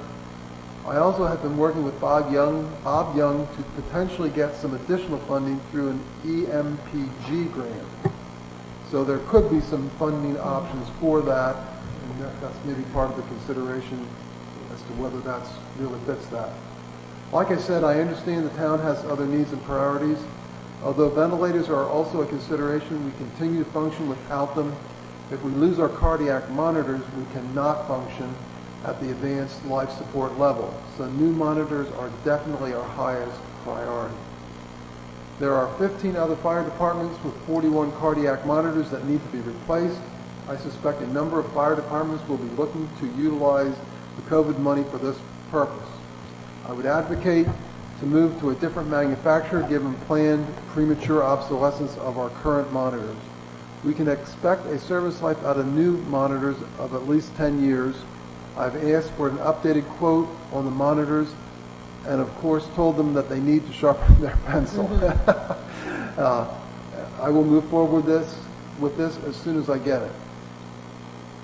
Other consideration is our service agreement is not due. Hold on. I think that is due now. Is not due now. The cost of the service agreement is $3,060. If we upgrade our monitors, we will not incur that cost. The quote from Zoll for 2 new monitors is $74,000 net of trade-in costs. So we save a little bit. Non-emergency staff premium pay, approximately 8 full-time workers, 7 part-time workers, approximate cost full-time workers, $19,885, part-time workers, $8,700, grand total $28,566. That's not for the fire department, though, right? That's correct. That's for town hall? It's for Oh, Public Works, I'm sorry. transfer Yes. It just sounded station. like it was all part of the fire department. Yes, you're absolutely right. I was not reading that carefully. Go on. Let's see. Public Works, Gulf Road, Lakeside Bank stabilization and drainage improvements along Pleasant Lake in 2023, $60,000. And just as a reminder, that would help offset matching grants That, what's for the that. woman's name? I've forgotten Ann. that. I don't remember where that. Yeah, Ann Schultz. Ann came Ann, in, correct. yeah, that's going to be coming up. I get it at home, yeah. It's a 2023 project. Too late for the lake? I thought we could spend up to 2024. No, I'm just saying that's when it's scheduled to be done according to their grant that they, Oh, their grant, oh. yeah. the grant date on 2023. Okay, good. And also in here are boat ramp improvements for Northwood Lake and Harvey Lake, approximately $15,000 each for a total of $30,000. I'm just going to throw in an editorial comment that is probably the, I don't want to say low-end solution, but I know we did other work on Bow Lake and it was more than that. So, Yeah, I don't think this is the cement paved. yeah, this is you know, just to make it, Yeah, we're not smooth. building a marina. We're just making Right. it nice, not Yeah, Harvey was nice. moving some sand around. Okay. Nothing in the water. Couple rocks and There was some not, because pavement. we weren't going to pull DES permits. Ah, right, okay. Nothing in the Great, water. okay. This was just gravel pavement probably, and, some mitigation efforts for, protecting, the water quality. Really can't be paved ramp to the lake, Because the water improvement to the center. road ramps might to bring run it. people to town with revenue. I'm all for it. I just was, Right. saying, well, we got to be It's careful the about how we non, cost it. It's a non-source point pollution that's really an issue that, should be addressed. Yep. Okay, so that's the boat ramp, and then road reconstruction / paving catch-up. $250,000, so 125 per allocation, so that would be spread out over several years. This would be in addition to the annual appropriation. I'll just, again, editorialize, I believe this is in reference to if we can sort of get over the hump of what we're doing and get on the other side where we're, instead of always regrinding and really redoing everything every time we fix a road, and now we're on more of a regular just repaving and rescheduling. We should overall see the costs come down if we can get over that hump. Which is why we invested the time and effort and money into a road plan. Right, exactly. So the road plan, we'll have to see what they say in terms of the amount of money to do that. I mean, seems like a lot of money, but that may not be We're enough. 300,000 behind us all the time. Yeah, so we'll have to see how that works out, but that's coming up, and that, I think that road plan will help us make that determination as to how, how good an investment that could be.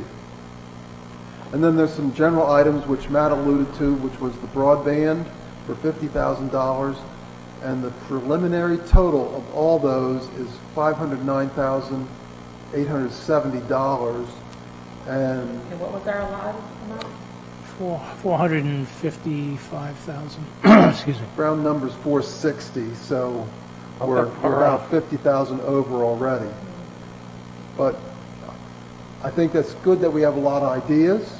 That lets us, get some input, lets us prioritize, and I think it's a terrific start. So, any other comments or questions? Walter, you will post this on the website then? Yes. Okay, great. Yeah, nothing from the police department? No.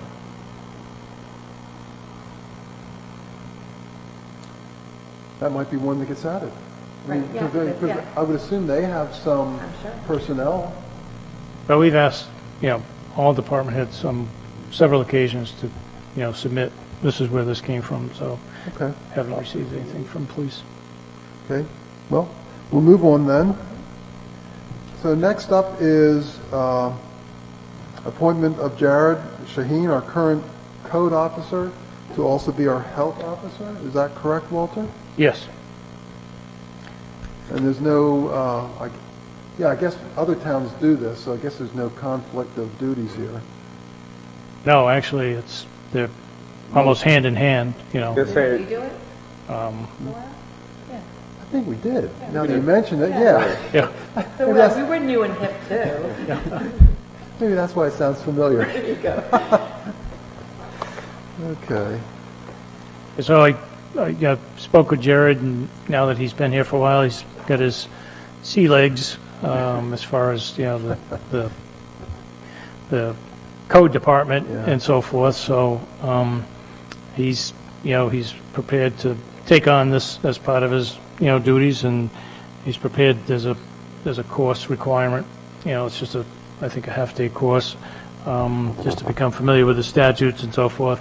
And there's a great support network and actually a liaison at the state level to work with local health officers. I served in a position for a number of years, and you can really get good support, good advice when you're faced with some of those things that come up regarding commercial properties, restaurants, and things like that require inspections or so on and so forth. So I think he'll do a good job. Good. So what, any questions in terms of this? What does it entail?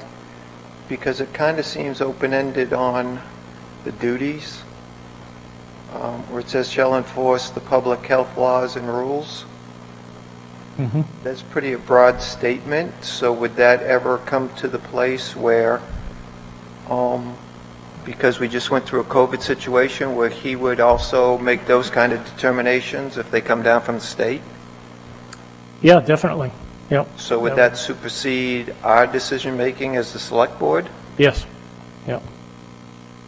Okay. If it comes down from the state, you're saying? Yeah, under the statutory, authorities of the health officer, but obviously the health officer, works in concert with the Board of Selectmen in terms of managing public health, and safety and so forth. But obviously, if there's something that's mandated by the state, just like, we're all obligated to comply with, then he would have to comply with it as well, as far as his orders are concerned. Okay, because Yeah. there was one thing under, when I looked up the entire statute under 128.3, it said Secretary of the local board. I don't quite understand what that means, but it says the health officer shall be the secretary and executive officer of, and with the selectmen shall constitute the local board of health for the town. Mm-hmm. So that seems to me we would work in conjunction. Well, that's what I said. Okay. Well, Again, I asked but you- if he could supersede a I- ruling. Under state law, if there was a state requirement, he would be obligated to, comply with whatever the state. Correct, and that's what I'm saying. If Yeah. we chose not to comply, he would still supersede that. Yes, yeah. Okay. That would be his duties and responsibilities. Yeah, And we'd have to submit to that ruling, right, even though he's appointed and we're elected. right, because you're appointing him. Okay. And my understanding of this is, from reading the rest, we basically don't have a choice. Correct. If you don't appoint someone, they will. Yeah, we really need to have one. That pretty much wraps it up. Thanks, Jim. No, I just wanted to get that out there. I just have an issue with that, that's all.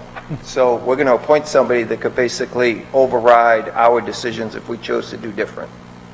Well, we're not Yeah, appointing I mean, anybody, actually. Yeah. Well, what? We're nominating, we're not appointing anyone. Right, we're nominating, they'll appoint, Right. but on our nomination. Right. It's got nothing to do with the person, it's just how the position's worded, which concerns me, that's all. Yeah, I think in this case, if you have concerns, I think in this case, please just consider that we're trying to fill the position. Separately, we can discuss or deal with, your other concerns, but for right now. But basically they're moot anyway because there's nothing we can do about it. Because they'll appoint one anyway if we don't. Right. Yes. And, like I said, if we, because of, some of the COVID stuff coming up and we just saw the school make a decision that we haven't made, if he chose to make a similar decision, then that overrules us, apparently, if we chose not to. Well, I don't think he would No. make a decision. The state makes a decision, and he must follow. Right. If there was for example, if there was a statewide mask mandate, Right. we as a board can't vote to not comply. Well, we could, but he could override He would that. then say, no, That's what I'm you got- saying. For the pub- That's where my issue is, that the select board is now taken out of the equation of making those kind of decisions. But again, it's a moot point because we can't do nothing about it, apparently, because the state's going to appoint someone to do that. It doesn't say that that could happen, but that other open-ended statement to make all public health decision type of things kind of concerns me, but I just wanted to say that and get it out there, that's all. Okay.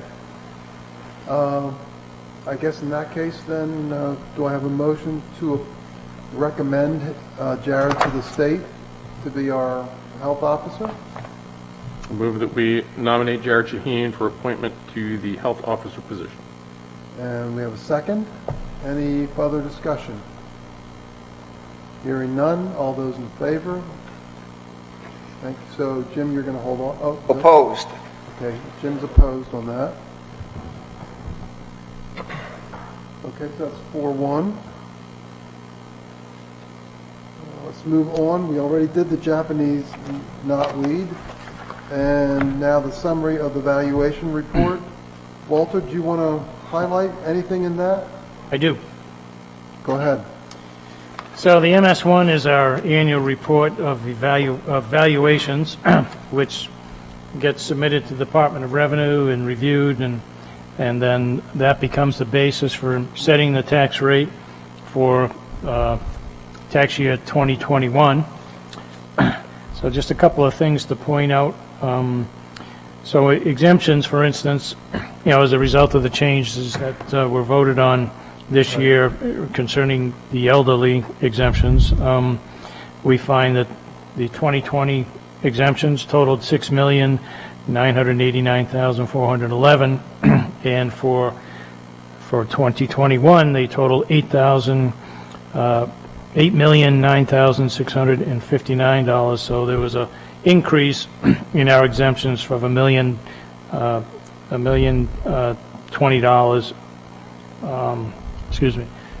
$1,020,000. I needed that water. And $248. So just wanted to point that out.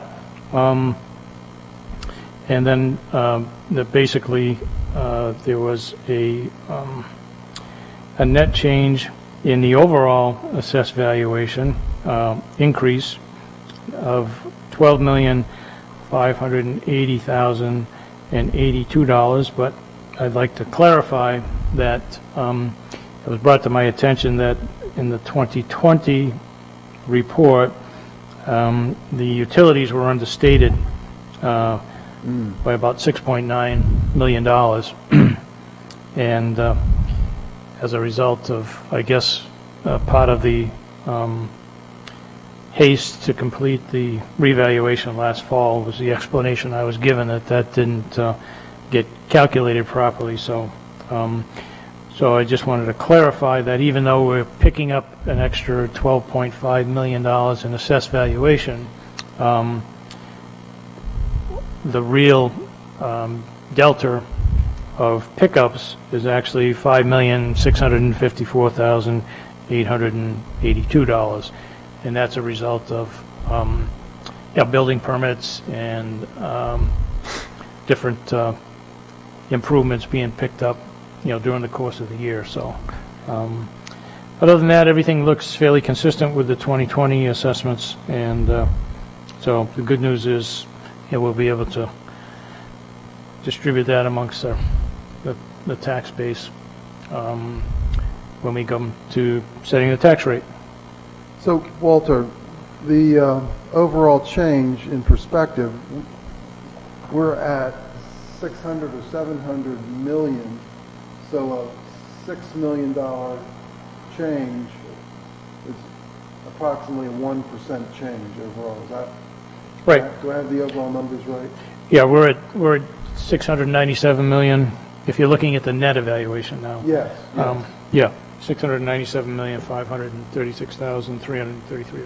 Yeah, so less than a percent delta versus last year. Yes, yeah, which is fairly good. Yeah. Again, things are happening in town, improvements are being made, et cetera. Some things came out of current use, all those things factor into that increase. But Right. I just didn't want people to, I wanted to make sure that utility aspect was recognized as Right. a change and not a pickup or not an increase in value. Yeah. But a correction. But didn't we also vote on something with the poll tax or something like that? I don't think that's the word you're looking for. Yes. I'm Yeah. sorry, say that again, please. Poll tax has a different meaning in Oh, Yeah. sorry, government. sorry. Not a Our utility, P-O-L-L. our utility support. taxation of utility poles. Yeah. Yeah, there you go. Yes, we did. And again, that was something that's factored into the new valuation as well, obviously. Okay, good. Anybody have questions on this? Okay, so this is all in preparation for setting the tax rate approximately when, Walter? So this will get submitted, you'll be signing it tonight, we'll submit it tomorrow. Obviously, there's a number of components that go into setting the tax rate, and the town is just a piece. And so Right. everybody has to be completed, which includes the village districts, Right. as well as the school district and the county. So I don't know where they're at, but this is the last piece to the puzzle for us. And then we just wait until everybody else is completed. And like I said, I don't know where, this, we asked for a slight extension on this because we were waiting for the utility values, but normally this goes in September 1st and everybody else works around the same deadlines. But as we know, because of the number of entities involved, getting the paperwork in is sometimes the delay. So I really can't say, how long it'll take to get the tax rate set. Yeah, if there's anything you can do to assist or help move along with the village districts, I don't want to throw stones, but they tend to lag a little bit more than the other entities, so if we can support them in any way that's reasonable. Past experiences. Yeah. Yeah, well, again, we have their values and so for the valuations and so forth for the different districts, so that's the easy part. I don't know where they are as far as whether they've submitted all their financials. That's the difficult. Yeah. Getting those submitted, audited, et cetera. Yeah. Okay. Any other We'll questions? inquire about that, and I'll ask Cheryl, though, Yeah. see if she can assist if they need it. Good, thank you. Other questions on this?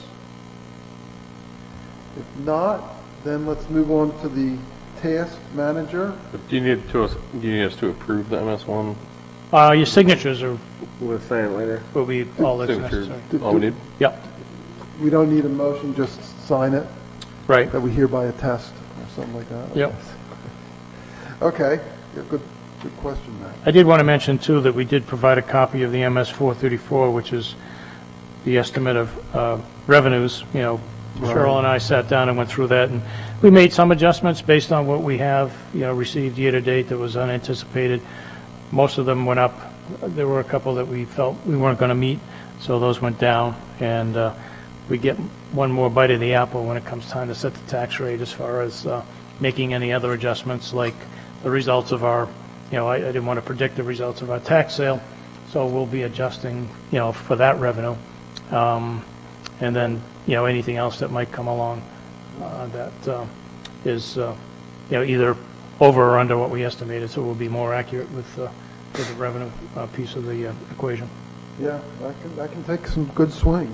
I mean, they talked about that in the training today, showed some charts how over the years, some of the stuff's varied Yes, considerably. yep, Yeah, so, okay. and that's, obviously, those are the things that contribute to, the fund balance growth and that type of thing, which we're trying to manage better at this point. Good, good. Okay, ready to move on to task manager then? This is our chance to discuss priorities with Walter. I just wanted to mention, if I could, Yeah, sure.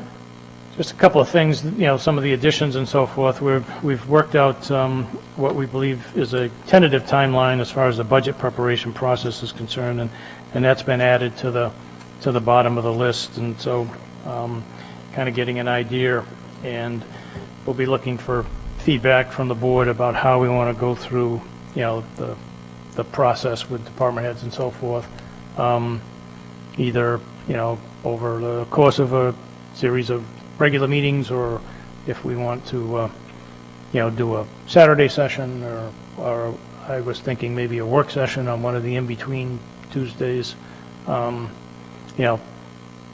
to think about.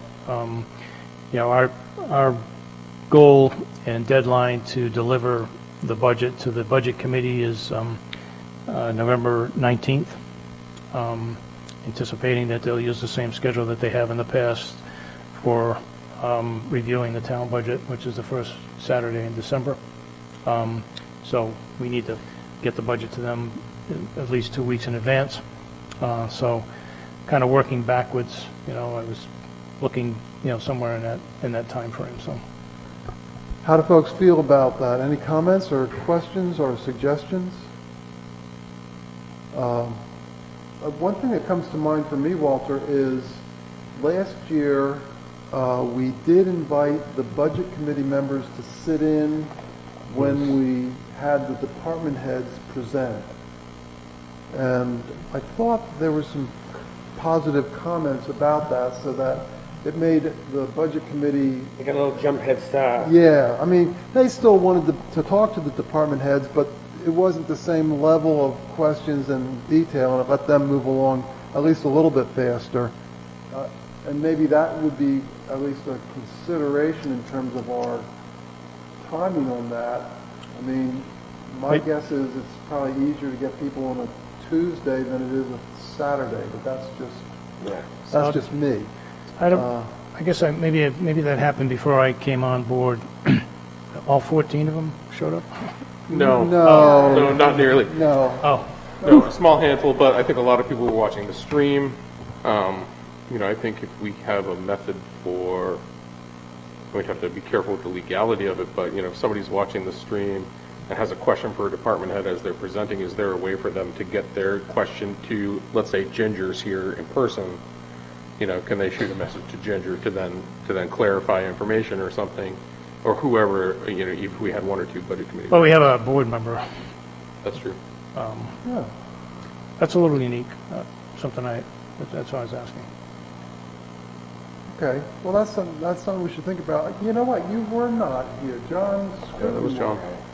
Yeah, We'll talk with him about it and see what, he probably has some recollection as to how it went and what he did and how that, But having the meeting on an alternate Tuesday is better than getting on at midnight.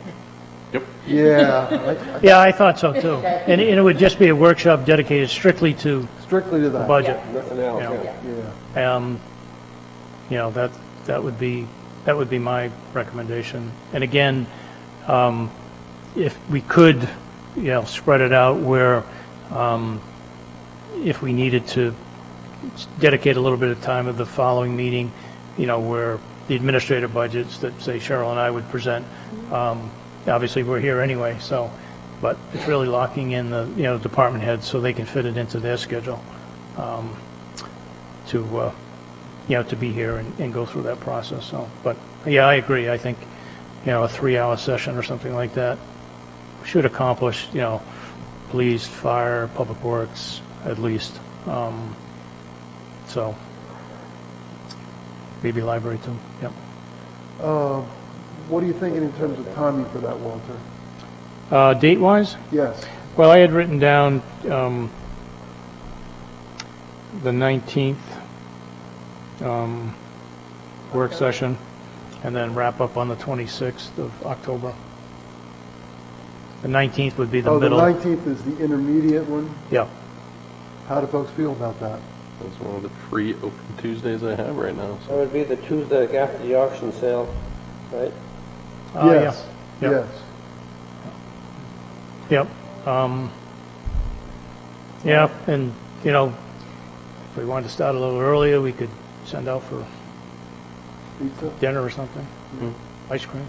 Yeah. Oh, yeah. Hey, there you go. Wait. Bingo. Okay. Well, those details we can work out. But Yeah. How do folks feel about setting that date?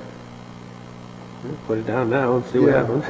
Let's start planning on that, and let's make sure the department heads. Well, I haven't run the dates by them yet. I just wanted to get it by the board first, and then I can reach out to the, So invite the Department department heads. heads on the 19th, and then the town hall can do it on the 26th. yeah. The balance, Depending yeah. on how time moves along and so forth, if we start a little earlier, we might be able to, get some of the administrative budgets in, maybe not, but I think we can get through those, fairly quick. I personally am in favor of getting ahead of the curve on this, getting the numbers out there so we have more time to think. The best presentation we can is going to be a benefit for everybody. Yeah. Okay. So 19th, everybody? Yeah. Okay, I'm seeing all the nods. So Okay. let's plan on that. Was there something else you wanted to go over on this chart, Walter? No, I think those are the primary things that I added. Okay. How about other folks? Anybody have comments or questions on any of the items or relative priorities on any of the items? I would just say, for Jim's information, department heads basically are already been alerted to start working on their budgets. I will meet with them prior to them meeting with the board to kind of talk about, my thoughts and ideas about what they're thinking and that type of thing. And then, so that's kind of the initial vetting, and then it'll come to the board, on the 19th, just so you know kind of how that process works, and that department heads are on it already. We've kind of had our preliminary kickoff, subject to the board, approving the dates and so forth, last week at the department head meeting, so hopefully that process flows well, and we'll be on time and prepared for submitting it to the Budget Committee. Well, if we can get things mostly through them by the end of October, then that gives us at least one, if not two meetings, and maybe a work session in November if necessary, to basically refine what we've got. Exactly. So yeah. I think we should be able to do a good job. How do the warrants fit into this? Well, the department heads will bring their capital items to their presentations, That'll and be then, included. yep, and then the, the things that, the board wants to obviously support, will be part of that period after, we get the operating budget done, before it goes to the Budget Committee. Okay. Now that we've talked through some of these dates, it's clear to me that we would have rushed the ARPA funds if we would have tried to have I mean, that would have just jumbled everything. So It would I'm make glad- things confusing. And again, I think we're thinking the right thing. Let's keep an eye on the list, and the critical ones we'll deal with. But yeah, we'll get clear feedback later. Let's not push that now. Beth, questions on the priorities or? No. I'm wondering, will we have an update on the CIP before the 19th meeting? Don't direct that to Walter, direct that to me and Jim. Because that's a planning board document. The planning board decided that they would like to have a public hearing on it, which is going to be done. October. No, that's coming, that one, the public hearing's coming up. Oh, yeah, it's already been posted. Yeah, I just saw that's it. been posted. let And me then look. the I got it on the following calendar. meeting, after they get the public input, they want to adopt it. And then, did we not put the planning board on one of our meeting schedules? I think we had tentatively put it on, I'll I have thought it to, was the we would, 12th? I think the first meeting in October. Yeah. Yeah. Yeah. That's on the assumption that, as what I just discussed, clicks off, as I said. If it doesn't, and there's further discussion of they want to make edits or go back and do things, then it might be actually the end of October. But yes, that's coming shortly. So that should come in about the right time. Yeah, it'll definitely be prior to obviously having the, refining the warrant articles and so forth, for the capital items. Yeah. Other questions on the list of the priorities? No? Okay. I would like to ask if the board would consider my request to have Walter list all the high ones first, then the medium ones, and then the lower priority ones, and then the ones that are completed. I just find it would help me organize my thoughts a little bit better. So let me ask it this way: if all of you are comfortable with the way it is, I can deal with it. But how do you feel about making that change? Well, just sent it out as an Excel sheet. We could play with the data however we want. Ooh, I know it's an extra step, but no, that's actually better. Al likes it one way and I like it another. We can each have it our way, Yeah. You mind? doing Burger King style. Couple of clicks. that? Okay. Wow, we made progress on that one. Yeah. Okay, very good. I did fail to mention, we met with Rec Commission and talked about taking the center school project under Rec Commission, and the consensus was that they'd be happy to do so. So you can shift that priority to someone else if you haven't I already. already did. Okay, good. Wow. Thank you, and thank the committee. Anything else related to the task manager? Because again, this is our chance to set Walter's priorities. So we're coming up on Bow Street paving here in another week or two, so we're just gonna cut it short and Yeah, still, trying to get some answers, cooperation out of the state, which what is our slowed down. overall goal of having that resident pump water onto the street all winter again? What is our legal right? 'Cause that's not gonna happen. Well, You're doing it today, yesterday. I mean, I think I mentioned before, I mean, there's a statute that says that you can't, they put create it, a hazard, on a public road, so obviously, we notified them last winter that, they are liable in the event that there's some type of an accident there. and another thing we ought to be looking at, I mean, there's before, obviously, everybody who was involved in that project on Bull Lake Road before the athletic fields, that under drainage project that was supposed to be fixed, they put right up, where the fields are on Bull Lake Road. Yep. Diamond shape, they cut it out. They're supposed to put all kind of under drainage in, stone in, solve the problem. There's supposed to be 2 6-inch pipes coming to the ditch. There's only 1 4-inch pipe. Water still bubbles right out of the road every time it rains. So that's all saturated.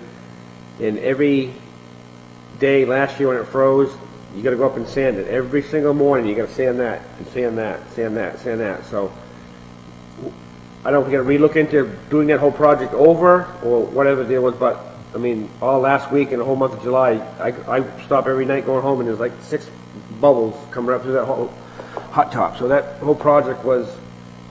Was this a town project? Yeah. It was drawn And up it was fixed. by an old road agent and an old town administrator to draw up the plans and have some company come in and do it. And at the end, it was cost more because there was like 6 more loads of stone had to be put in for the project that nobody could find, like where the 6 loads of fill went or came out of.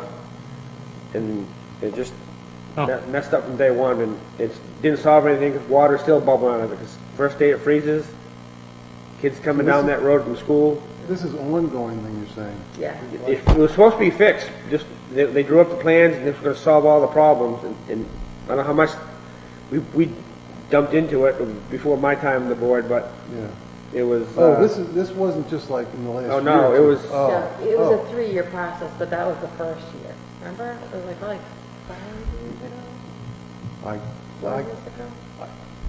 I don't remember it at all, which means yeah, it was that's more what than, I'm more struggling. than 3 years ago. Okay, but it sounds like this is something Walter should look into. Yeah, I got another point in non-public, I so. think 5 years ago. Okay, so that's something we need to maybe add to our list. And I could get the original plan of how I had, because I think my boss still has the email on it. Yeah, well, let's But get it's that gotta on the be addressed, list. 'cause it's- I mean, that's, you can figure out. Coming down tonight, there's 4 spots pouring right out of it. Okay. Well, that's how we get them on the list. Let's get it on the list and let's deal with it. Okay, anything else?